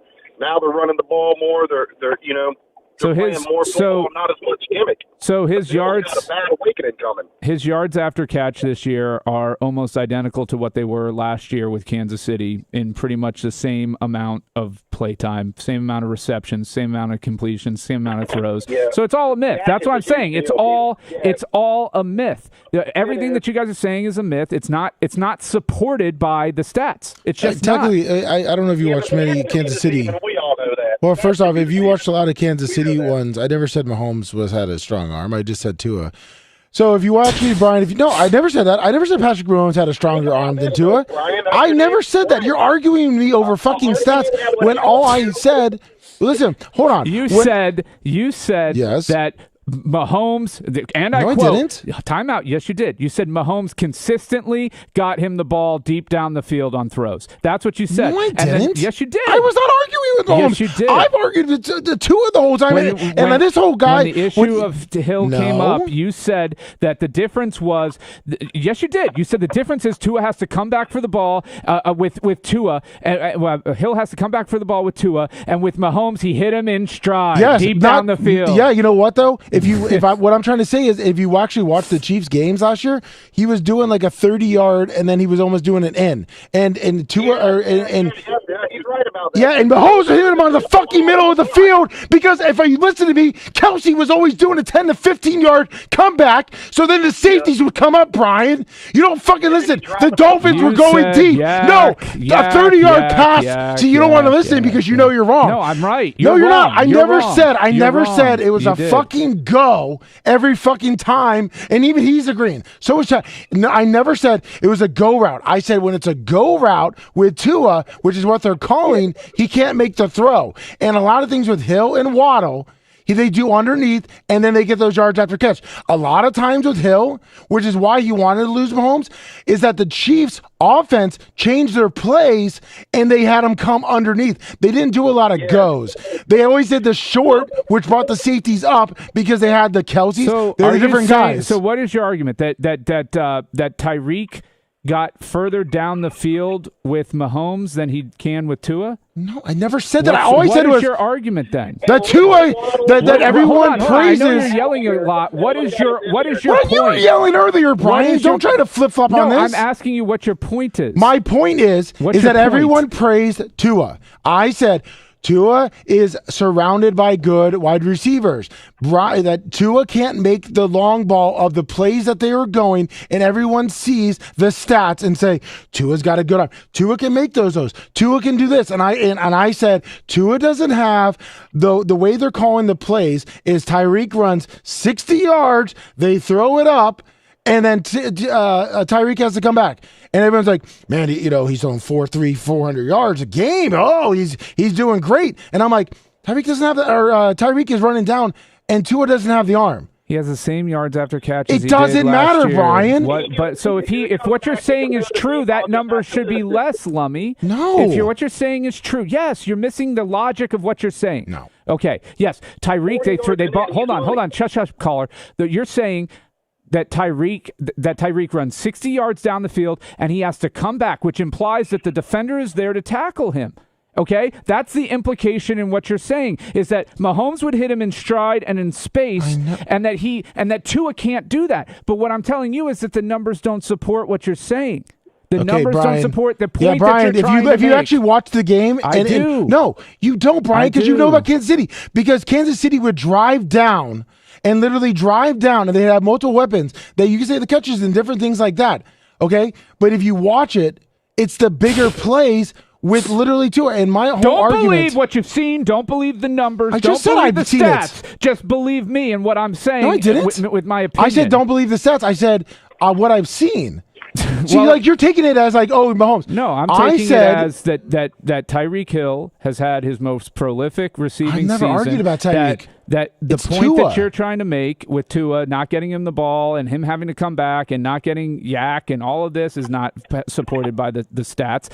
Everything that you've said, well, look at Yak, Brian. and then I look at Yak and it doesn't support your point. Brian, no, because you're literally missing the whole argument. What is your point about Yak then? You aren't making a point. No, Brian, you aren't making a point. Brian, I've said this multiple times. Tua doesn't have a strong arm. Okay. And so this caller says that I prefer the Tua, which he defended Tua. Why'd you bring up Yak? Because Lummy? you started talking. Why did you bring up Yak? Brian, can I just talk about the original? I'm asking you a very pointed question. Why did you bring up Yak? Because you did not think Tyreek had any yards after catch because of the way your perception is that Brian. What were the points for? What were the points for? We're good. We can move on from this. No, I want to listen, Brian. You bring up Yak. I'm telling you. You just asked me a fucking question.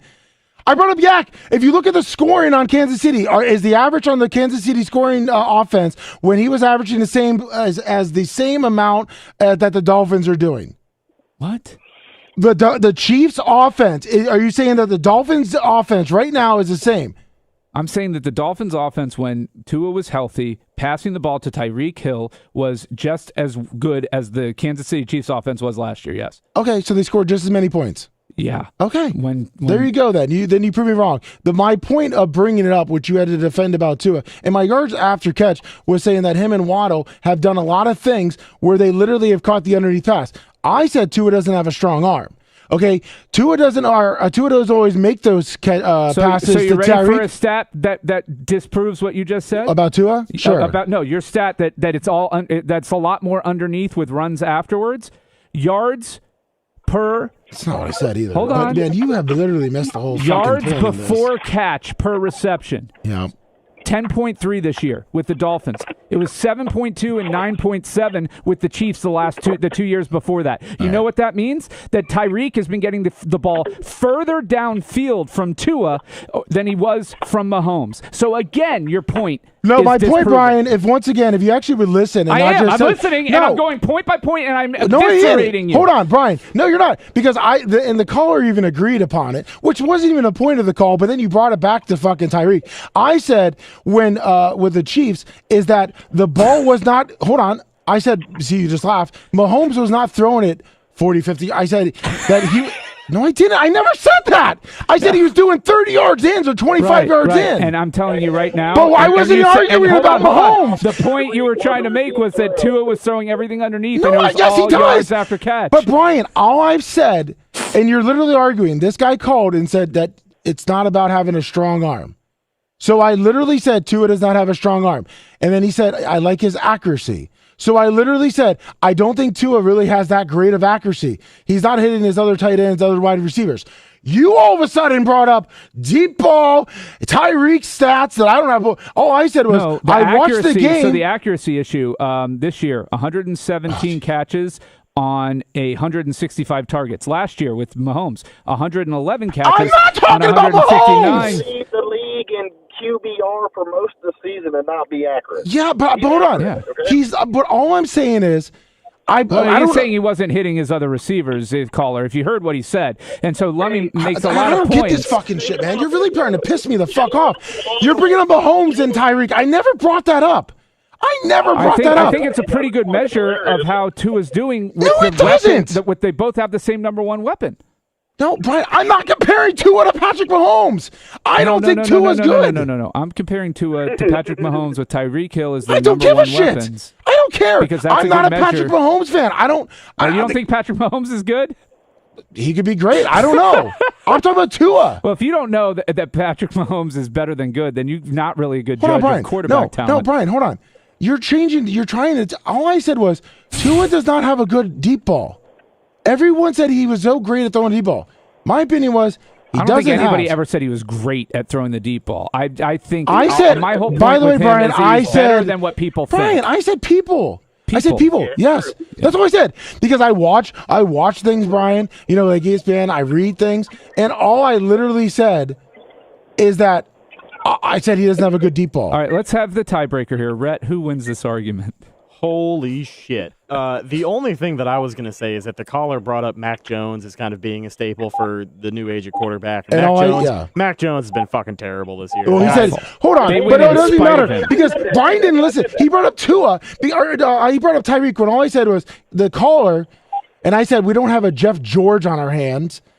And because he said it's not about having a strong arm anymore, Brian. It's all about underneath. And he brought up Mac Jones and Tua. And I said Tua's not really hitting his wide receivers and his other tight ends like Gesicki who have really good hands. And you threw in this fucking how Mahomes is fucking not him and Tua are the same. When I just was telling him Tua doesn't have a strong arm. That's it. I'm not saying arm strength don't matter, and I want a quarterback with a noodle arm. I'm saying I want a quarterback that's accurate and can do all the things that is needed to win. And then your arm strength, I'm going to look at it. Of course, I want a cannon. Of course, I want Josh Allen. But let's be real. How many guys like? You don't want Mac Jones, sir. Sir, you don't want Mac Jones. You don't want Mac Jones. He's one of the worst quarterbacks in the NFL this year. Jesus Christ, Brian. That's what I was fucking saying before you fucking... That's all Lummy was saying was that Mac Jones was terrible. That's all he was trying to say. No, actually, it was. The first part of this whole fucking conversation, Brian, was me when he said... Because I said about Jalen Hurts, too. And I Bring it full circle, Lummy. Let's wrap the bow on this one. Yeah, we will, Brian, because that was my whole fucking point. My whole point this entire show is how terrible Mac Jones is as a quarterback. Brian, see, once again, you're trying to spin this. All I said was, he said Mac Jones and Tua are the next generational quarterbacks. And I said... I said that they are kind of exploiting something that's needed in the next generation. And he said not a big arm, Brian, and I said we're not talking about Jeff George. It wasn't about the long ball. It wasn't about yards after catch. It was about Mac Jones. You made it that way. To listen better. You didn't say yak. You said Mac. No, Brian. See, you're turning it because you made it about that. Because hold on, sir. When we started this conversation, you said about Mac Jones and Tua are these different quarterbacks that are exposing this. We don't need a deep arm quarterback that, Tua is good at accuracy. He's good at pose with the media. And I said, we're not doing a Jeff George thing. And I said, I disagreed with you that Tua's accuracy. And Brian shot out and said, let me tell you about the discrepancy. And I'm sick and tired of hearing how Tua can't hit the deep ball. And let me prove to you everything. To an extent, I don't think he can throw the deep ball great enough. And by the way, Brian, this guy's a Tua defender. I didn't say he's the best at the deep ball in the league, but this myth that he cannot throw the deep ball is bullshit. We weren't even bringing that up. Well, you were. No, Brian, to start this conversation, and our caller will tell you, to start this conversation, the caller even said, he's not that great at deep ball, he's a better quarterback. I just said, look, Mac Jones and the other, they're not going to be like a long-term, Brad Johnson couldn't do the long ball. He was a serviceable quarterback. You mentioning Brad Johnson too, yeah. I said Jeff George. No, but I'm talking about now. Jones last year, though, people would be saying good stuff. So the point I was trying to make is to not get enamored just with the big gun or the guy that can run a 4-3. You still got to play quarterback. And Tua and Mac Jones, neither one of them are athletic specimens with cannons, okay? Let's be real. Neither one of them are Lamar Jackson or Michael Vick. The way they got to eat is by playing quarterback with their mind. And you still can win that way in this game. That's why you've had Tom Brady and Peyton Manning do it. You can still win that way. Yeah, Tom Brady and his fucking noodle arm. Of course I love Josh Allen. Of course you want that. Once again, Brian will argue with me and bring up Yak when Tom Brady and Peyton Manning are brought up in the same conversations as Tua and Mac Jones. Well, I mean, that, all I said was Tua's not a good quarterback if he was on the Houston Texans. Jesus fucking Christ, Brian. Nobody's as good of a quarterback if they're on the Texans. Yeah, they are. Brady's not. Yeah, he's a superstar. Hey, thanks for having me on, too, by the way, man. I had a good time. Yeah. Appreciate it. It was fun. It was a good time. Yeah, fuck Brian. Let's do it again next week. Brian's a fucking asshole because he totally took something totally fucking different and turned it all about Patrick Mahomes and Tyreek Hill, when all I was trying to tell the motherfucker is that Tua's not good. I don't like Tua. Brian, you don't like Blaine Gabbert, and he saved people. I didn't say that I wouldn't want Blaine Gabbert to save me if I was going to die. You would turn down. I wouldn't want Blaine Gabbert to save my season. No, bullshit. If Blaine Gabbert showed up to save you on an accident in the fucking water, you would probably turn him down. Well, only because he'd probably blow it at the end. His track record says he'd have to throw me a life vest or something, and he'd miss. Have you heard the story of Blaine Gabbert when he was playing in Tennessee? He came in the huddle, and he told everybody, he's like, hey, you guys hold up. Watch Daddy fucking spin it. Watch Daddy spin it. You ever hear that story? That's my favorite Blaine Gabbert story. He went out there and threw 3 picks after that. Listen, you know what? American hero. Fucking, we're going to get Blaine Gabbert next year, so Brian can fucking sit here and bring up fucking anything else he wants. To be honest with you, I wish I would have chimed in a little bit more, but after a certain point, I had no idea what we were arguing about. That's part of the problem I was having, is it kept jumping around, and the goalpost kept getting moved. And hold on, I'm going to tell you something, Brian. You're a lawyer, motherfucker, okay? But you brought up a point that I didn't even fucking bring up, and then that was like, what the fuck? And then you were going with it. So then I read chat, a good Dolphins fan Colin's like, tell him about Yak. So I'm like, all right, tell him about Yak. And then you start going back about, I never said fucking Mahomes today. Yeah. No. I called you a good lawyer too, so that should get me some points. It does. It gets you a point. I was going to bring we were going to do some picks now. I was going to ask you for the national championship game. And I swear to God, if you say Patrick Mahomes again, I'm swear just using to God. It as they both. I don't give a shit about Patrick Mahomes. They both have 12 completions over 40 yards this season, leading the league, by the way. Both of them. I don't give two fucks about Patrick Mahomes. But Tua did it in 222 fewer attempts. So listen, I did not ask about Patrick Mahomes. You were saying, never mind. And I did not say that. You said with the Tyreek Hill thing, and look at his numbers when he was with Kansas City, and at least Mahomes could hit him on the long ball in stride. When did I just say it today? You did say that. Pull the tape. You did. Pull the tape. We'll pull it. No, it's luckily we've recorded this. Yeah, I know. I'll be looking for that. Yeah. You know what Tua's good at doing, though, is taking a lot of sacks. And getting concussion, getting hurt. Getting knocked the fuck out, which is not good for your long-term prognosis as an NFL quarterback. Yeah, and also not being able to. Because what's the most important ability? Lummy? What have we learned from today's show? The most important ability? Is to be smart. Availability. No. In the NFL, smart. The most important ability is availability. Yeah. We'll never get our Madden code, Ashley. Who's winning the fucking national championship? We can wrap this fucking show up with Georgia. Brian, Like I said all season, it's going to be Georgia. Oh, I do owe you $20 though, Lummy. Do you have change for 100? Yeah. Can I Venmo you or PayPal you? Sure. Okay. Yeah. Because we got a big bet on TCU. Oh yeah. Well, that's not me against Brian. It's Brian against Vegas. No, it's. Did you put some money down on it too, though? Yeah, but I'm with you. I didn't do 20 though. Oh, okay. So, when I was sitting at lunch one day right before the Baylor game, and I see a stat comes up on the screen on like DraftKings or whatever. TCU was plus 2,500 to win the national title. So I immediately texted Lummy because he's the one who has sports betting that I don't have those apps, and I said, "Would you put $20 down on TCU? I'm seeing they're plus 2,500." So I don't know. I would like to see the time that you placed the bet, but by the time he placed the bet, it was down to 14.50. So I'm thinking he didn't place it until after the Baylor game.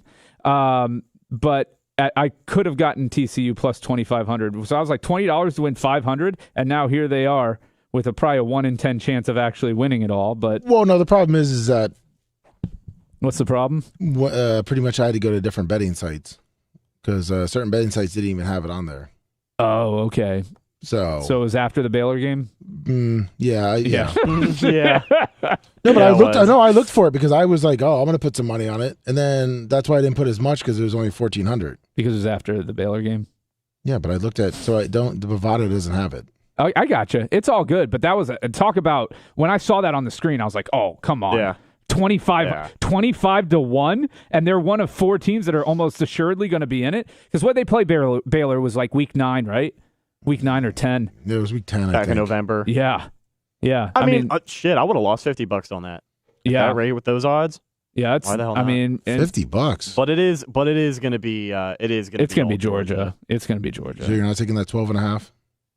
I should probably hedge on my TCU bet. $20 on Georgia. Well, yeah, that would probably be smart at this point. Well, I'm because make your money back. Yeah, make my worst case is 0, and if TCU wins, I win $260. I'm looking at the point spread. I'm thinking I'm gonna probably triple down on TCU at 12.5. Yeah, but you also thought Kansas State versus Bama looked good. Told you not to do that one. Yeah, okay. Well, listen, that was a lot of point spreads. K-State didn't show up that game. Started out great. Didn't. What's that? Started out great. Yeah. Kansas State, Alabama. Yeah, first 3 minutes were good. Yeah, listen. Okay, whatever. I got one wrong. I actually done pretty well over the college bowl games. Did you use my strategy, which is just pick the teams that are playing for more and had a better season versus the teams that were disappointed with their year? Oh, yeah, of course. That's how I always do it. Or then I even started looking up what coaches have left. And what players were holding out. Yeah, what players went into the portal, things like that, too. Yeah. So what? Okay, let's go final score. Since we're not going to do the NFL picks this year, we ran way over. Let's go final score predictions for the championship game. Georgia 44. Jesus. TCU 38. Wow. Okay. I'm going to go Georgia 38, TCU 27. So each one of those pretty much covers the spread, too. Yeah. 12.5. I'm going to go Georgia 41 and TCU 35. Wow. You guys think it's going to be a one-score game? I think it's going to be a late push by TCU. Oh, okay. So you think Georgia's up by 21 and TCU scores too late? Yeah. Okay. That's what I'm thinking. Or 20. I mean, Duggan played like shit. No, he did not play well in that game. He played awful. Their defense bailed them out. Their defense won them that game. And just luck. Mm-hmm. I mean, Michigan fumbling on the 1 yard line. Yeah, after the no-call touchdown or whatever. Well, his bum was down. What? His bum was down. Right. Yeah. Okay. I mean, I thought he was down before. I thought it was a touchdown. Yeah. I thought his butt hit and the ball hadn't crossed the plane. If he had a stronger arm, he would have made it there. If Tua was throwing him the ball, it would have been a touchdown. No, if Tua was throwing him the ball, he would have been on the 10-yard line. Asshat. He would have had to run it in himself. I love you, Lummy. I don't even like Tua that much. Fuck off, asshole. Thank you, everybody. Thank you, Brian, for showing back up. Thank you, Lummy, for hosting a great show. Red, thank you for coming in. Always a pleasure. Thank you, guys. It was fun. Best 2 hours of my day. I hate you, Brian. Everyone, have a great rest of your day. We'll be live tomorrow, 6 a.m. Oh, real to 10. quick. Jared said you brought up Yak, by the way. Who, me? Yeah. I know I brought up Yak. Yeah. I never said I didn't. Oh, okay. I said that it was the... Goodbye, everybody. I said it was the initial first fucking point.